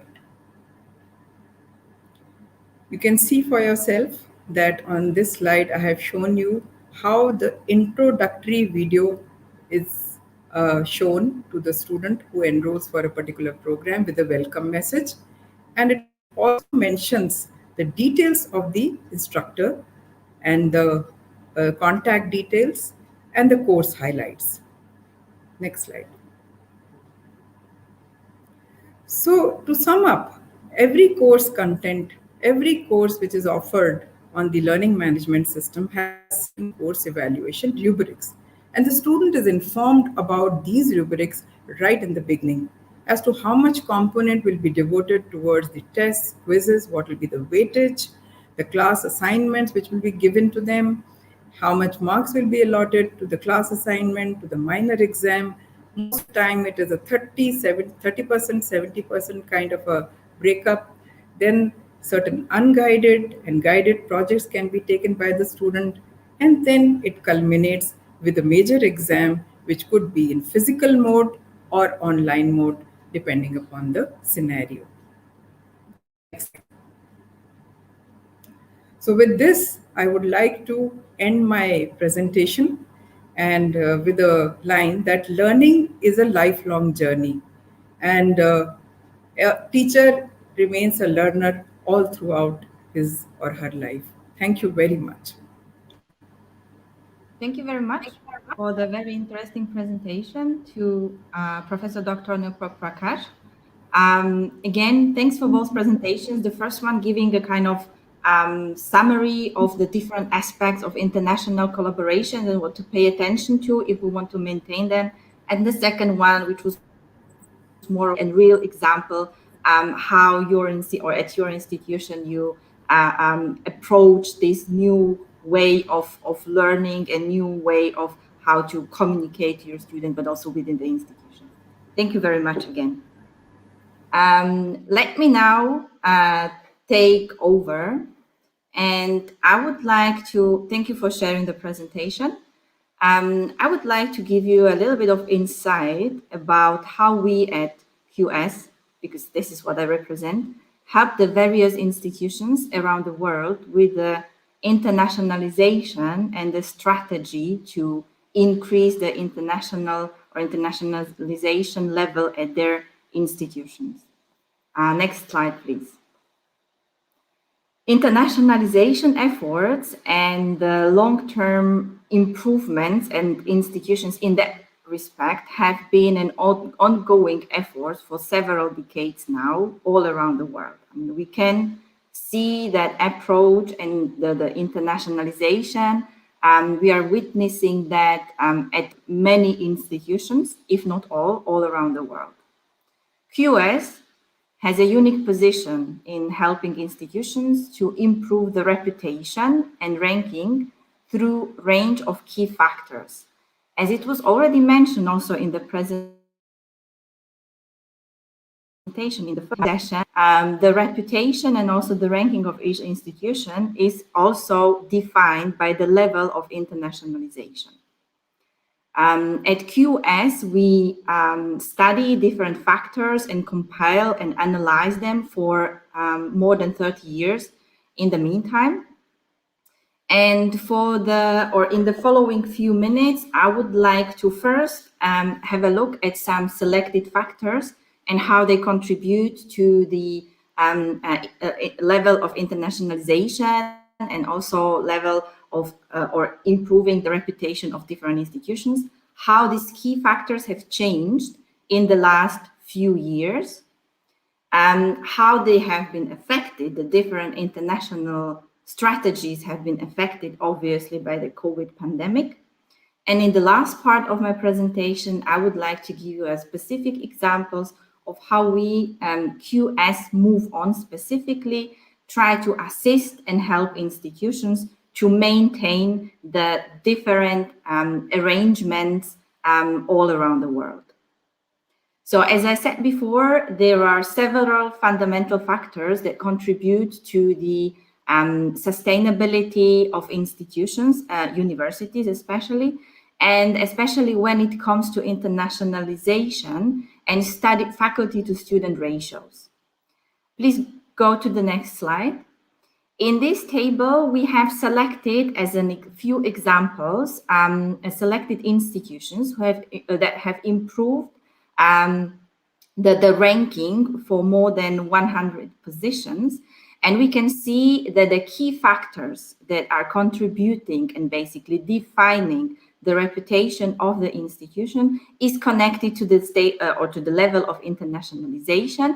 And that is especially the percentage of international faculty, is the percentage of international students, and the citation per faculty ratio. In this table, we can see how the numbers have changed from 2012 to 2012 compared to the numbers in 2020. If we just have a look in or at a few of these indicators, we can see that the percentage of international faculty has more than doubled. And the same applies also to, or similar, it is also with the percentage of international students. So these are very important factors that contribute to the general reputation of the universities, as we can see here.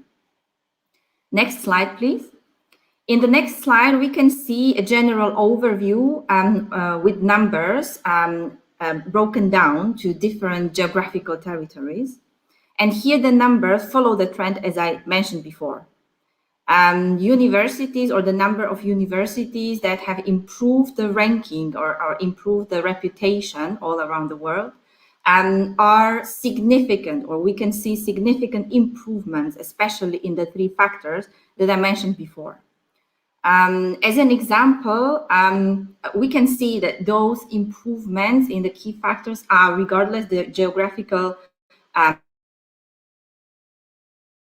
territory, and there's in Asia Pacific region. Thank you very much.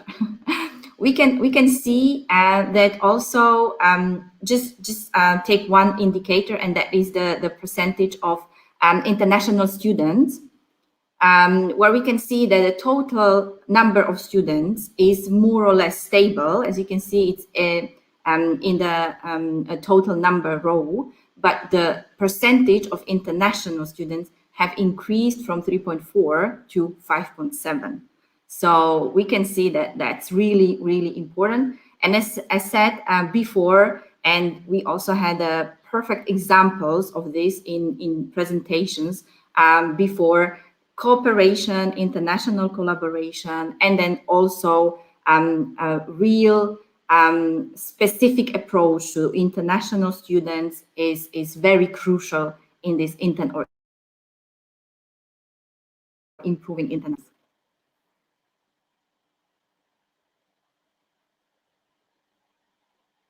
Can we have the next slide, please? Thank you very much.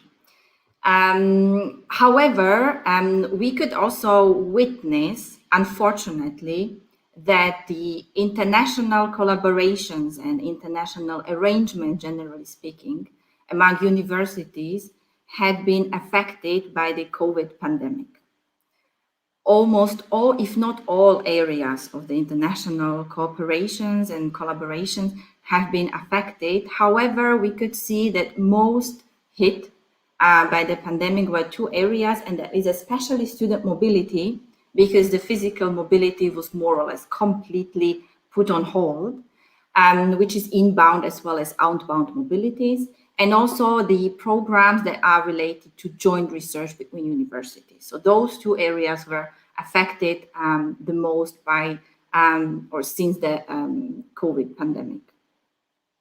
Some of the institutions had to be, or many of institutions had to be very inventive and had to act very quickly to react to the new situation that occurred.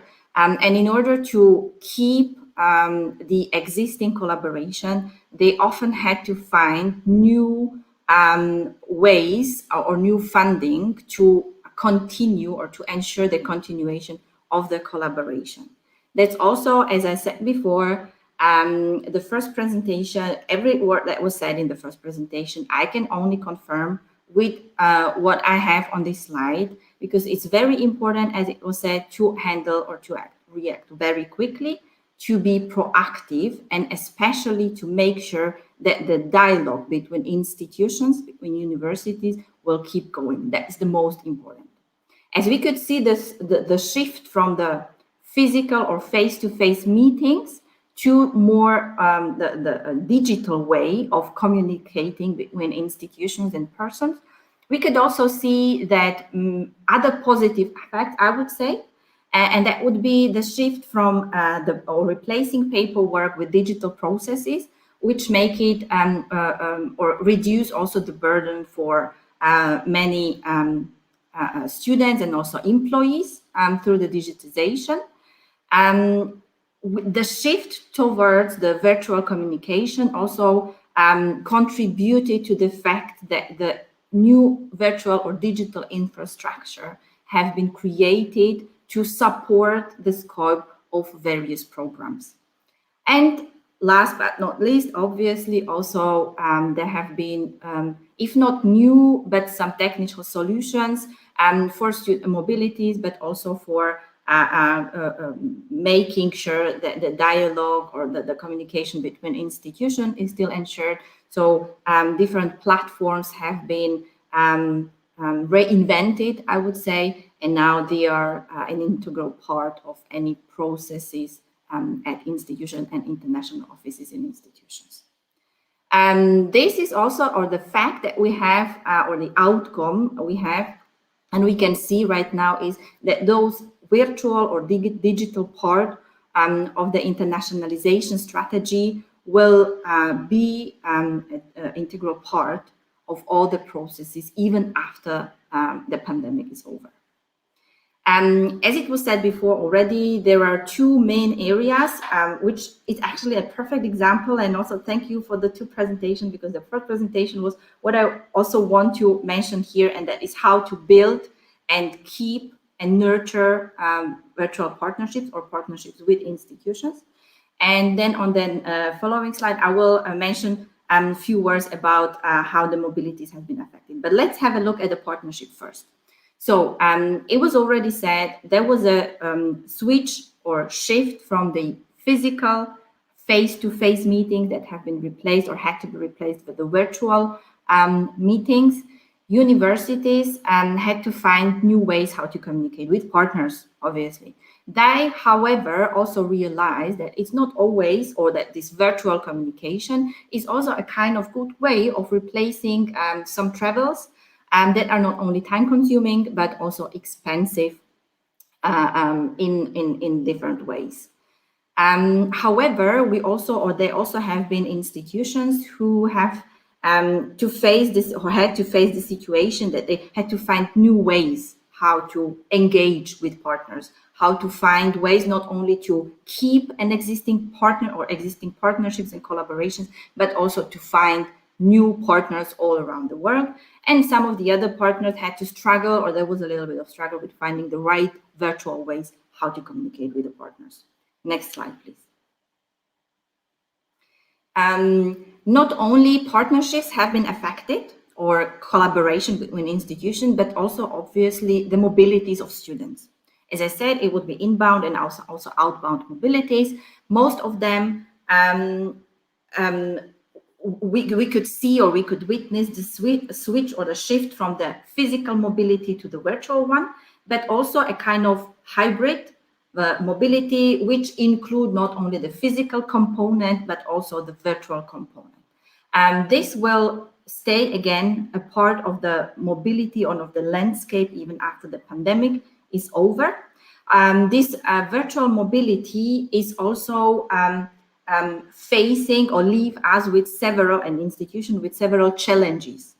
And their challenges are of different types. First of all, organization challenges, obviously in terms of planning, logistic, and legal framework between institutions, because it doesn't matter if a partnership, if you meet face to face, or if a partnership is maintained virtually, obviously there have to be a legal framework for each collaboration of partner or partnership. Another challenges that the universities have to face was pedagogical ones, in terms of how the interaction methods and assessment with the students should be. And then the technological ones, which is again very important, because we and many students and also faculty members had to learn how to use the new solutions, technological solutions, to meet and communicate to students.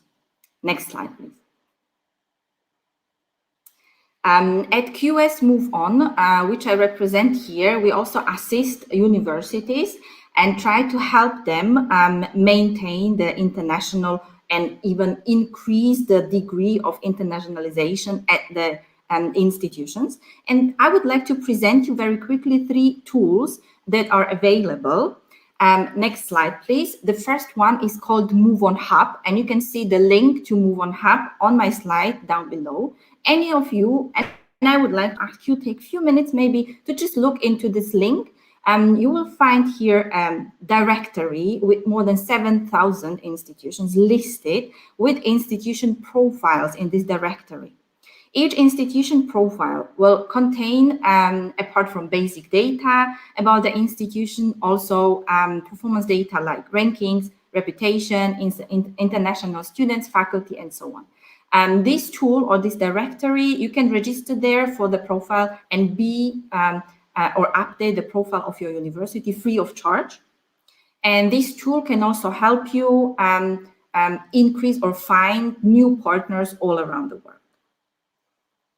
Next slide, please. Once you're registered in Move On Hub, you can also ask or request another online tool, which is called Move On Lite.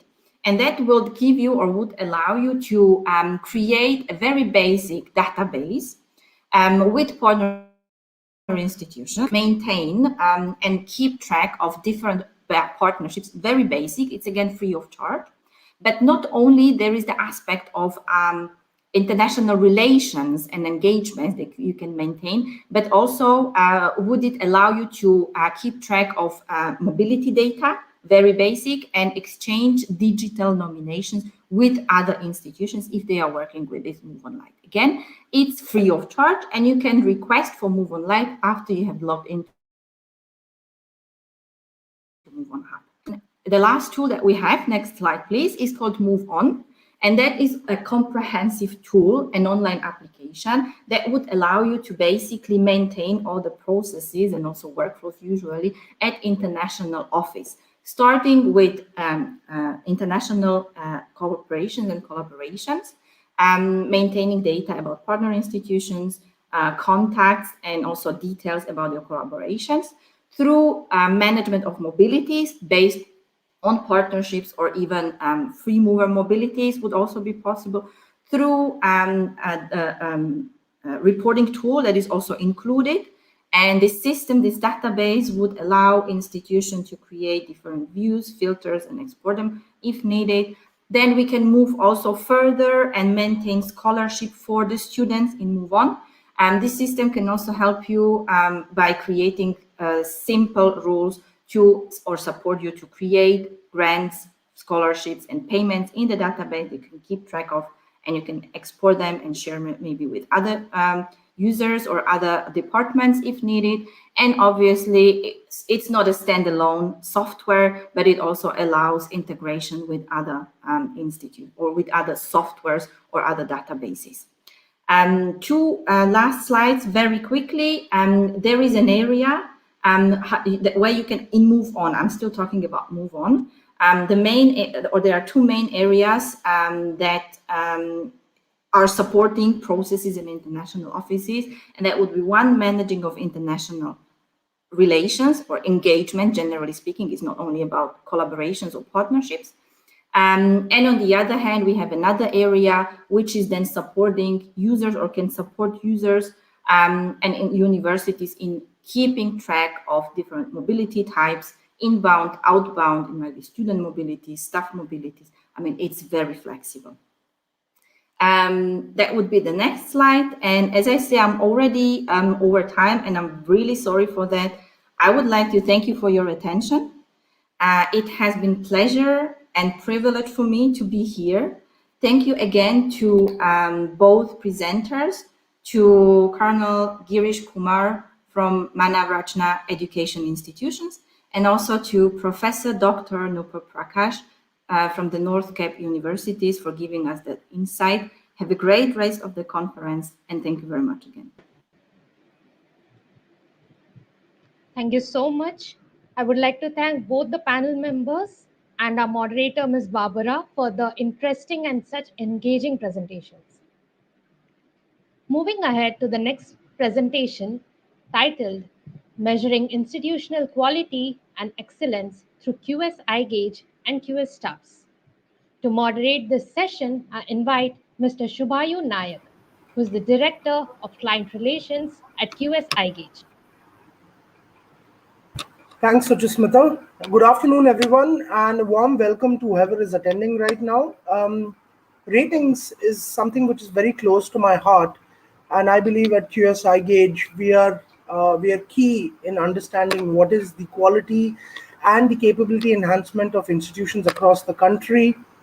And today we are going to be discussing about two institutions who have done the rating process with us and how this has affected them. So without further ado, I want to invite Dr. Sangeeta Banga. Dr. Sangeeta Banga is the Dean for Academics with Manav Rachna University. Good afternoon, Dr. Banga. How are you? Good afternoon. I am perfectly fine. Thank you for giving this opportunity. Thank you so much. Absolutely, and it's a pleasure having you here. Dr. Banga has over 20 years of experience and has delivered about multiple talks in various fields of education. She's also a professional member of R.I.S.E. Dr. Banga, these are difficult times, and unfortunately we have to meet virtually, but I look forward to meeting you at Manav Rachna soon. Sure. All right. Now, Dr. Sharda Vashit is the HOD and Associate Professor in the EECE Department of North Cape University. She has about 21 years of teaching experience along with 13 years of research experience. Dr. Vashit, it's a pleasure having you here. I hope you're doing fine. Yeah, thanks, Mr. Nayak. It's an absolute pleasure to be here with you and Dr. Sangeeta Banga. The pleasure is all ours. And Dr. Vashist has also an MTech, has done various MTechs along with several projects on signal processing, biomedical electronics, neural networks, and microcontrollers. She is also a member of R.I.S.E, right? So brilliant. So now that the introductions are out of the way, let's get started. Manav Rachna has done the QS IGAUGE rating, and NordCap has done the QS stars rating, just to inform the people who are attending today. And you both are aware about how ratings does make a difference in an institution's outreach to their key stakeholders. Now, I'm going to be, this is going to be a discussion where I want to understand on how the ratings have helped your institution. I mean, now, when we are looking at ratings, what do you think is the key challenge which you notice when it comes to ratings? And Dr. Banga, I would prefer if you started first, and then we can always come back to Dr. Bashir. Okay, so over to you, Dr. Banga.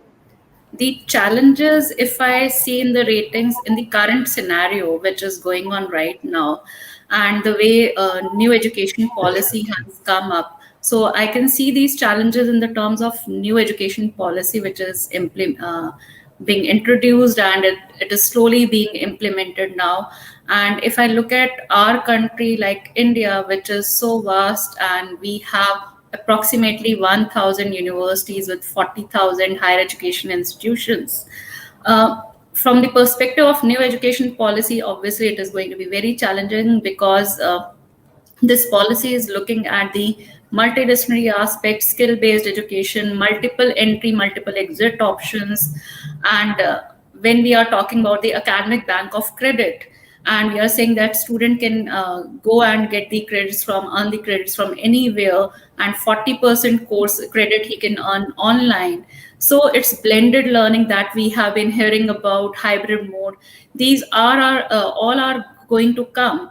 And obviously the methodology that QS iGauge is, or QS star ratings they are following right now, this will have to change in the near future. We'll have to come up with different methodologies. And I was listening to somebody, and it was mentioned that India being a younger country, because 28% of our population is at the age of 14.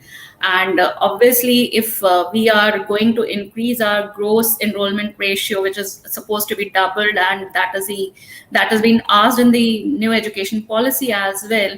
So every week for next 15 years, one university has to open. So with so many universities and institutions, and having every new university opening up for next 15 years, the task for organizations like QS is going to be very massive. And obviously our education system is ever evolving. So obviously there are a lot of challenges that I can see which are going to be there. Excellent point. Yeah, sorry, please. No, it's done. Okay. Yes. Dr. Banga, I think the point which you mentioned is really important, is now that the students there's going to be so much mobility within students. I mean, the most simplest thing which we look at is the faculty-student ratio to judge the quality of an institution. That will definitely go out the door. We'll see something completely different happening. It'll be more focused towards each subject. I think that is something which is going to definitely take shape. And I agree with you 100%. Now with NEP and now with more universities coming into India, and we are also going to see a lot of influx of foreign universities coming to India in the future as well. Yeah, so yeah, I completely agree with you. It's an uphill task for QS moving ahead, and we are happy to take on that journey as and when we get there. So, Dr. Vashesh, I wanted to ask you now. You've done the QS stars rating process within your institution. Now, what do you think is the role of data in quality assessment in this kind of a rating process? How do you think data plays a key role? And Dr. Banga, please feel free to jump in as well. And we can. It's a conversation. So sure. Please feel free. Yeah. Yeah, so first I want to add to the first point first, the challenges. So I fully agree with Dr. Banga and Mr. Nayak with you, because one point here is with the introduction of new education policy, main challenge for Indian accreditation system will be that when you are going into interdisciplinary and multidisciplinary areas, then some parameters will change. Specifically mentioned by Dr. Banga, when the students are taking many interdepartmental courses, then that head count needs to be counted differently. When academic bank of credit comes in NAP, the students might come in from other institutions, and these institutions may be with accreditation or without accreditations. So these are some challenges I could see in Indian accreditation system, but we must face it and devise the solutions. Best part here is in QS star, which I have witnessed, they have all these parameters in place, and which will be even compatible to India's new education policy, which will be implemented in near future. So I don't see any problem in QS star rating system with the new Indian education policy also. Other than that, the role of data in quality assessment. So we all know all types of organizations today are increasingly dependent on an ever-growing flood of information, whether it is sales records, financial, accounting, admissions, sensitive customer information, accuracy and adequacy of any institute's data, those are critical. If portions of those information are inaccurate or incomplete, the effect on the organization can range from embarrassing to catastrophic. So in this age of information, it is easy to assert that more is better. However, while data is extremely useful and transparency can be valuable, there are also real questions about the accuracy, relevance, and use of information generated from that rating process. So at the end, I just want to say, to achieve good data quality, it is necessary for each organization to determine in a structured way exactly what good data means to them, as well as finding a way to ensure that the quality of the data remains good. That helps in quality assessment too. So I think this is the role of data, which is very critical for the rating system specifically. Thank you, Dr. Vishis. Dr. Banga, your thoughts on this one? Yes, I totally agree with Dr. Shraddha that data is very important for quality assessment, and data that is to be provided by the institutions for these ratings. Obviously, it has to be complete in all respect. It has to be validated, and with every data that we are submitting for these ratings, the evidences are to be there. Like, for example, if we are talking about the research, QS is not asking for the research data because you are validating it from the Scopus and Web of Science portals. So I don't have to share the research information. The credentials are there on these third-party these platforms, and you are verifying from there itself. But obviously, it gives the it tells you about the institution and what kind of institutions we are, and it becomes very important. And as we know about the QS process, we have 70% information coming from the data and 30% coming from the surveys that we are conducting. So these surveys are also very important, where we are collecting the feedbacks from the students, alumni, and employers. So all these has a lot of impact on the ratings, etc. So data becomes very, very important. Yeah, excellent point, Dr. Banga. Excellent point. And I also wanted to tell you that since in the last point you discussed about, so we did update our methodology fairly recently last year because when NEP was released, we realized, yeah, our old methodology is not going to work. We need to work it. We need to make it more stringent, more understanding of what is the market conditions. And also, now with even when we are looking at surveys, surveys are definitely going to change as we move ahead, because previously surveys were more based on, how are you happy with the institution? Are you happy with the facilities? Are you happy with how it's working? Now it's going to be, are you happy with the internet connection of the teacher? Or are you happy with, is the teacher more online friendly or not? So these are going to be changes which we definitely have to implement as we proceed in our methodologies, which it is the need of the hour. Dr. Banga, I want to ask you so when we are talking about data as well, I want to understand how Manav Rachna is looking at. So your data is like Dr. Bashir said, it is huge, humongous. What are the steps your institution is taking to make sure that the data is correct? You're collecting the right data, and how do you think you can improve on this method moving ahead? Obviously, collation of data is the humongous task. It's not a one-day activity, and you have to be on your toes for collecting this data. Data, as I said, it has to be supported with the evidences, and it cannot be done by one person. You need to have various coordinators. So department level coordinators have to be there. You have to appoint criteria-wise coordinator for the department, and then there are coordinators from the university which are collecting the university level data for every criteria. And obviously you need to have the evidences. The supporting documents are very, very important. You just can't put in any figure and without the supporting documents. So verification of this data is again the major task which is to be done by these people who are taking the ownership of these criteria. So that is really a challenging task. It takes a lot of time, and while collecting data, obviously there are many points that comes like we as a university, we are doing many activities, but we are not many times realizing that this activity fall in this particular criteria. So when you're collecting the data, collating the data, sometimes the task is there, but you feel that the data is not there. And later on, it comes to your mind, no, this falls in this criteria. So you need to understand all the criteria as well and their requirement as well before collecting the data. It's not that you can leave certain things behind. Everything we are doing is for the betterment of teaching learning process, the academic process.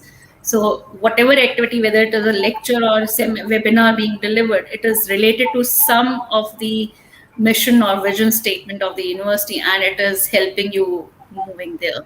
So data collation is very, very important. And obviously, every faculty plays important role here. You have to, once you're through with the ratings, even after that, you have to keep on updating your documents. So you cannot leave it behind. So gaps are to be filled. And Dr. Banga, is there something which you would like to change in the data process within your institution? Maybe something which you have already done probably, and is something which you would like to share with our viewers today? See, you have to be regular in that. You can't leave it once your ratings are done and you are through with the data collation. That cannot be there. You have to keep on monitoring the data collation on regular basis. That can only help you, because for every kind of accreditation, whether it is QS ratings or any NAC or NBA accreditation, data has to be there. Every accreditation is based on data, and the validity of data is very, very important. If your data is not validated, then obviously you are in trouble. You cannot present the wrong information to anybody. I couldn't agree more with you regarding data and the wrong data being submitted. Mr. Nayak, right. My thoughts fully resonate with Dr. Sangeeta. One method she rightly mentioned is to make it easier is that the data collection should be on real-time basis. My question always has been to the authorities why all the data should be collected immediately or before the rating process.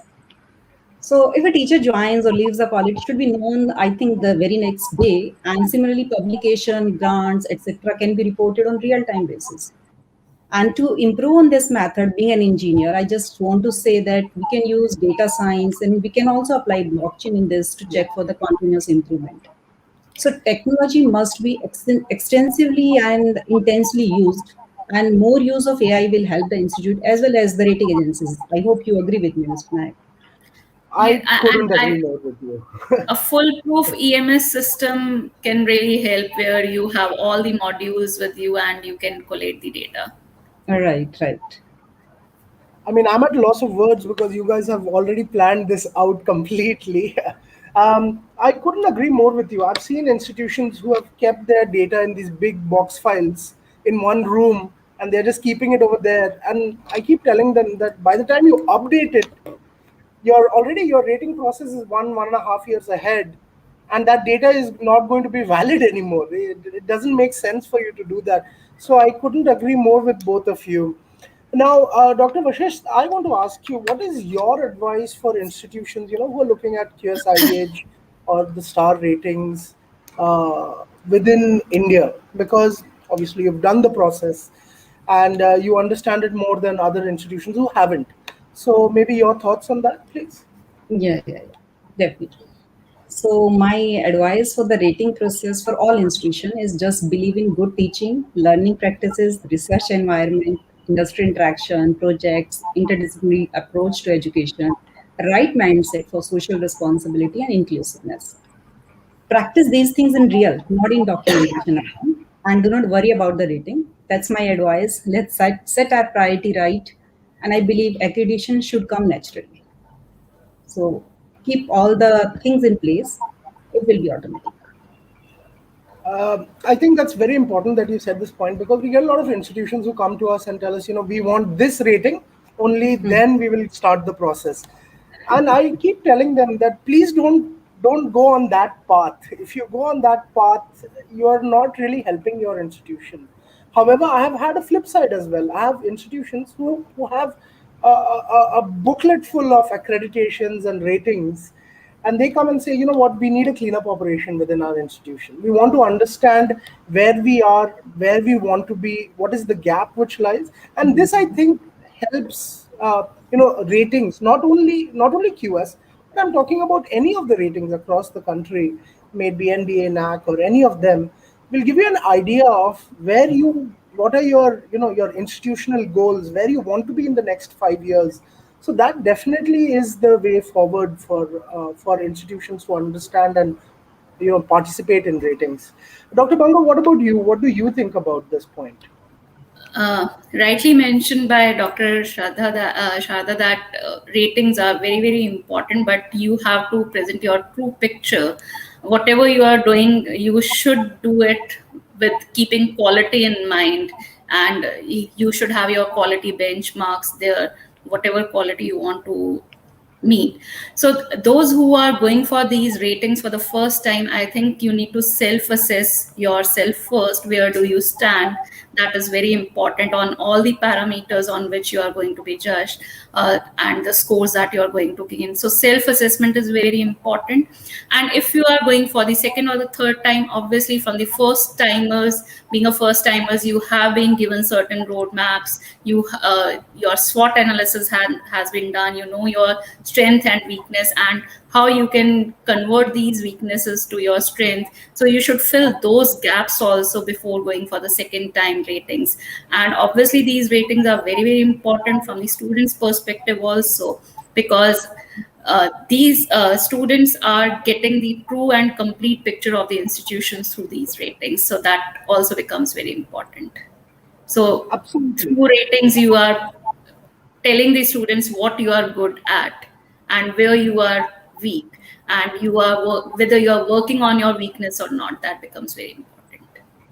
Absolutely, Dr. Banga. I mean, I couldn't agree more with you.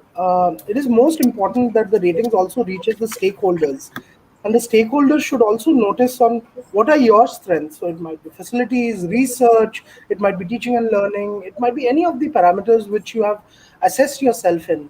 And I have noticed when I went for my education, I didn't have something like this before. And I always wanted something like this where I could, okay, if I'm going to go to this institution, my priorities are X, Y, and Z, and the institution's strengths are A, B, and C, so they don't match. So I would look at an institution's strengths, which are X, Y, and Z, so that I would probably go to that institution. Dr.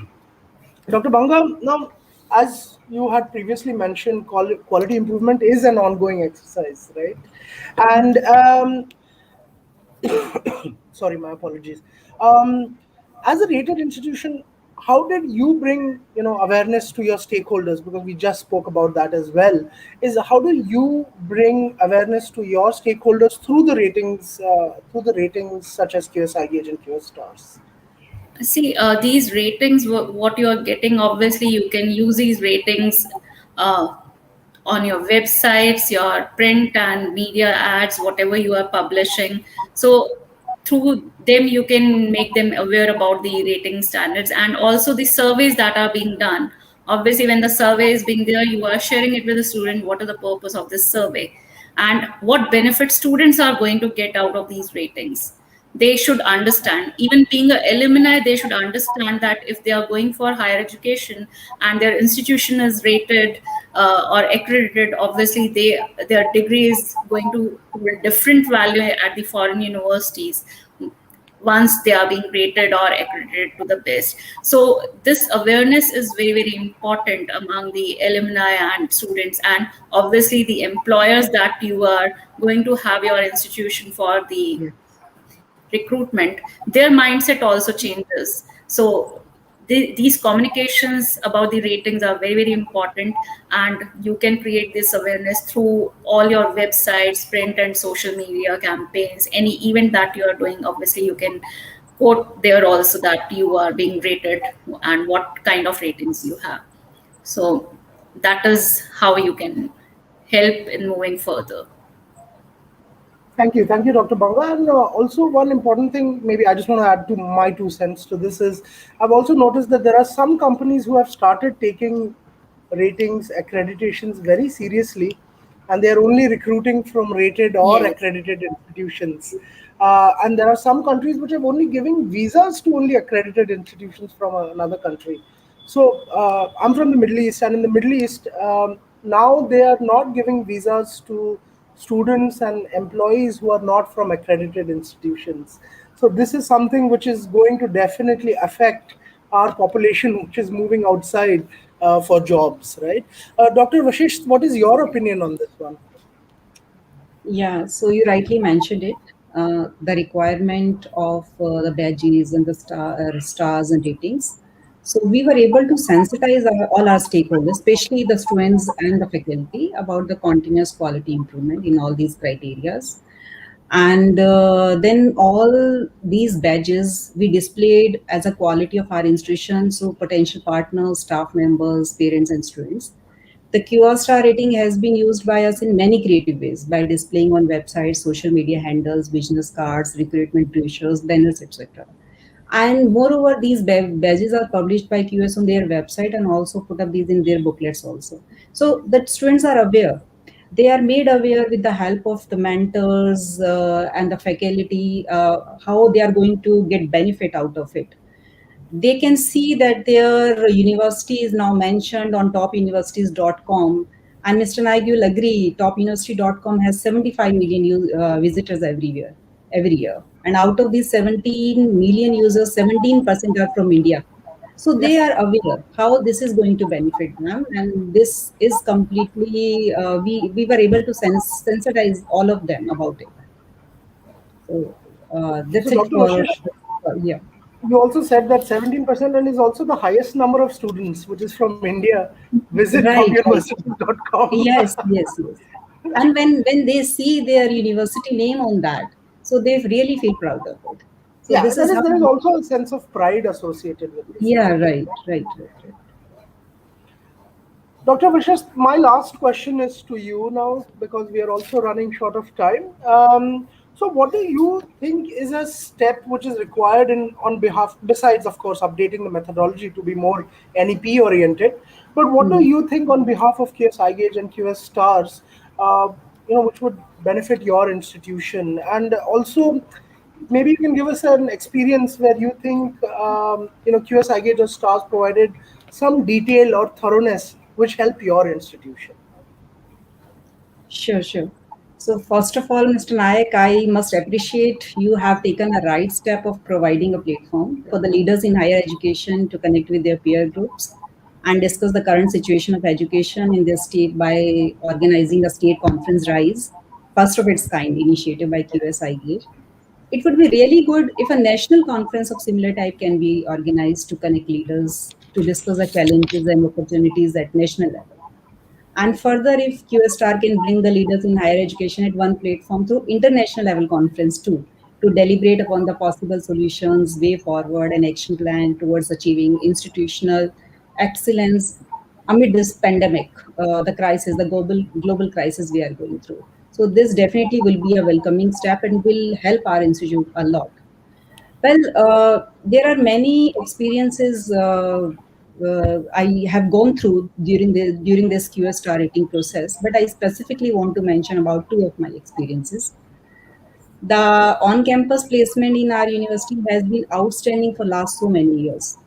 We used to have all the records of students placed on campus, but during QS star rating process, we reached out to alumni of last so many years to record what exactly they are doing now and what they have achieved after graduating from NCA. You won't believe this, it gives such an intense sense of accomplishment when we see what exactly they are doing and at what level they have reached to. And other than this, I would like to mention about as continuous community service. The process helped us to deliberate on this parameter, and now we have come up with more clear path of motivating students towards community service. And I can proudly say that in coming years, you'll be witnessing the contribution of NCA in community service. So that this has been a very wonderful experience, and now we can see the areas of improvement and how to move ahead. And the way ahead, the forward way is very much clear to us now. And all thanks to Excellent. QS IGAUGE. But as I mentioned, what we want from you, so it is like national, international level, such events. So that definitely will be helping us a lot. Absolutely, Dr. Vashesh. And that is definitely on our cards. We are looking at a national level conference coming very soon. We will be discussing that, and we'll, of course, be sending an invite to you. I couldn't agree more with you when you're talking about the alumni part of the ratings process. Your alumni is your, I would say, brand advocate, right? They will go out there, they will speak about you. That's how, even when I speak about my own alma mater, I speak very proudly of it. And when your students are happy about your institution, they're definitely going to be talking about it. Dr. Sangeeta, what do you think about this? What are your points on this one? We are currently going for the second cycle for our ratings, and we are submitting, in the process of submitting our details. The one experience that I would like to share is my experience working with your research analysts that you have appointed with us, because they are helping us a lot in finding the ways, like if we are lacking somewhere, they are telling us, okay, you must be having this particular paper, why don't you look for it, or even this activity you can use. So the kind of guidance and support your research analysts are providing, that is really appreciable, because as I said earlier, many activities that we do, we are not able to correlate where to fit in, but they help us. They are guiding everyone to find out such activities which can be quoted and you can score better. So that is one thing that I would really like to appreciate. And as rightly said by Dr. Vashesh, that obviously when you are working on these ratings, you are self-evaluating yourself. You are going back to so many things, and when you are going back to the things, you are discussing with people. There are few practices you have there, but you are not working much on it, and then you realize, no, this particular thing you should work more upon, and you have all the resources, but you are lacking it somewhere, you are missing it. So there is never too late. So your process is making us realizing that yes, what we can do and we can do better. So that is the best experience. As you mentioned that you have this one parameter where you pick up the criterias. You have choices for the criterias in QS ratings. So picking up those criterias where you are best at, you are because again, when you're selecting out of 6 parameters, you have to discuss with few people, you have to understand yourself, and you have to pick the best for yourself. So that self-assessment exercise is very, very good experience, because that makes you realize so many things. Thank you, Dr. Banga, and I'll definitely let the research analyst team know about. I'm sure all of them are tuned in right now, so they are listening to you as well. And I'm really proud of that team. They do a fantastic job of helping institutions understanding what is the right data, what is the wrong data, and if you don't have that data, what is the alternative data you can utilize at that particular parameter. So that brings us to the end of this discussion today. I can't thank you enough, and Dr. Vashesh, Dr. Banga, for taking the time from your busy schedules to be part of this discussion. And I really look forward to meeting you face to face when things get better, rather than meeting you virtually. But till then, please feel free to reach out to me if I can assist in any way. And thank you for all the viewers who are joining us today. Thank you, Dr. Banga. Thank you, Dr. Vashesh. Thank you so much. Thank you, Mr. Nayak, for directing the discussion and keeping it flowing. And thank you so much, Dr. Sangeeta, for being a Thank you wonderful so much, Dr. Sharda. We'll meet sometime. Yeah, hope to meet you both in person soon. Yeah. Thank you. Thank you. Over to you, Suchasmita. Thank you. Thank you so much, Dr. Sangeeta and Dr. Shada, and our moderator, Mr. Shubhayu, for such enriching discussions and highlighting some of the major points when going for ratings offered by QS IGAUGE and QS Stars. Without any further delay, I invite Dr. Milind Padalkar from North Cap University to give us the closing note. Thank you, Suchasmita. I think this has been a fantastic day of learnings and takeaway, and I felt that we are sitting in a virtual university, listening to all these experts. And 3 lessons are very, very clear across all the sessions. If I have to summarize the 3 lessons, those are these. Lesson number 1, the world has already changed and the online or blended is here to stay. It is the mainstream. Lesson number 2, the student has changed and the focus is shifting towards learning outcomes and not teaching outcomes. And lesson number 3, which is probably the most important lesson, is that the teacher remains the fulcrum of the whole ecosystem and is also becoming the beast of burden to carry this change forward and translate the promise of future into reality today. So we heard some excellent speakers. The session opened with Professor Anil Sahasrabudhe, who talked about how the students are finding it important to be employable and they don't know where employment will be. So they will need both a future-proof education as well as hand-holding and counseling. And the instrument for this hand-holding and counseling must always be the teacher. And we heard from him as to what AICTE and the governmental agencies are doing towards enabling the teacher, towards adopting new pedagogies, new curricula, the new methods of delivery, as well as testing and assessment, etc. Then we heard our first keynote address speaker, Dr. Mehmet Ali, talking about the 3 key insights, which are that online education must be user-friendly, it must be cost-effective, and off-the-shelf software products to be used rather than customizing towards efficiency. And he also walked us through 6 key learning lessons from COVID, namely pedagogy, keep it simple, accessible, affordable. It should be 100% online, but secure assessment is not possible. So let's not worry about secure assessment. Focus on young. The young are changing. The Gen Z is changing. Keep personal contact alive. Entire online is not going to be possible to give good outcomes. And it will get worse before it gets better. Were the lessons. Then we heard from 4 outstanding speakers on the panel which debated the challenges and solutions for assessing the student in the online era.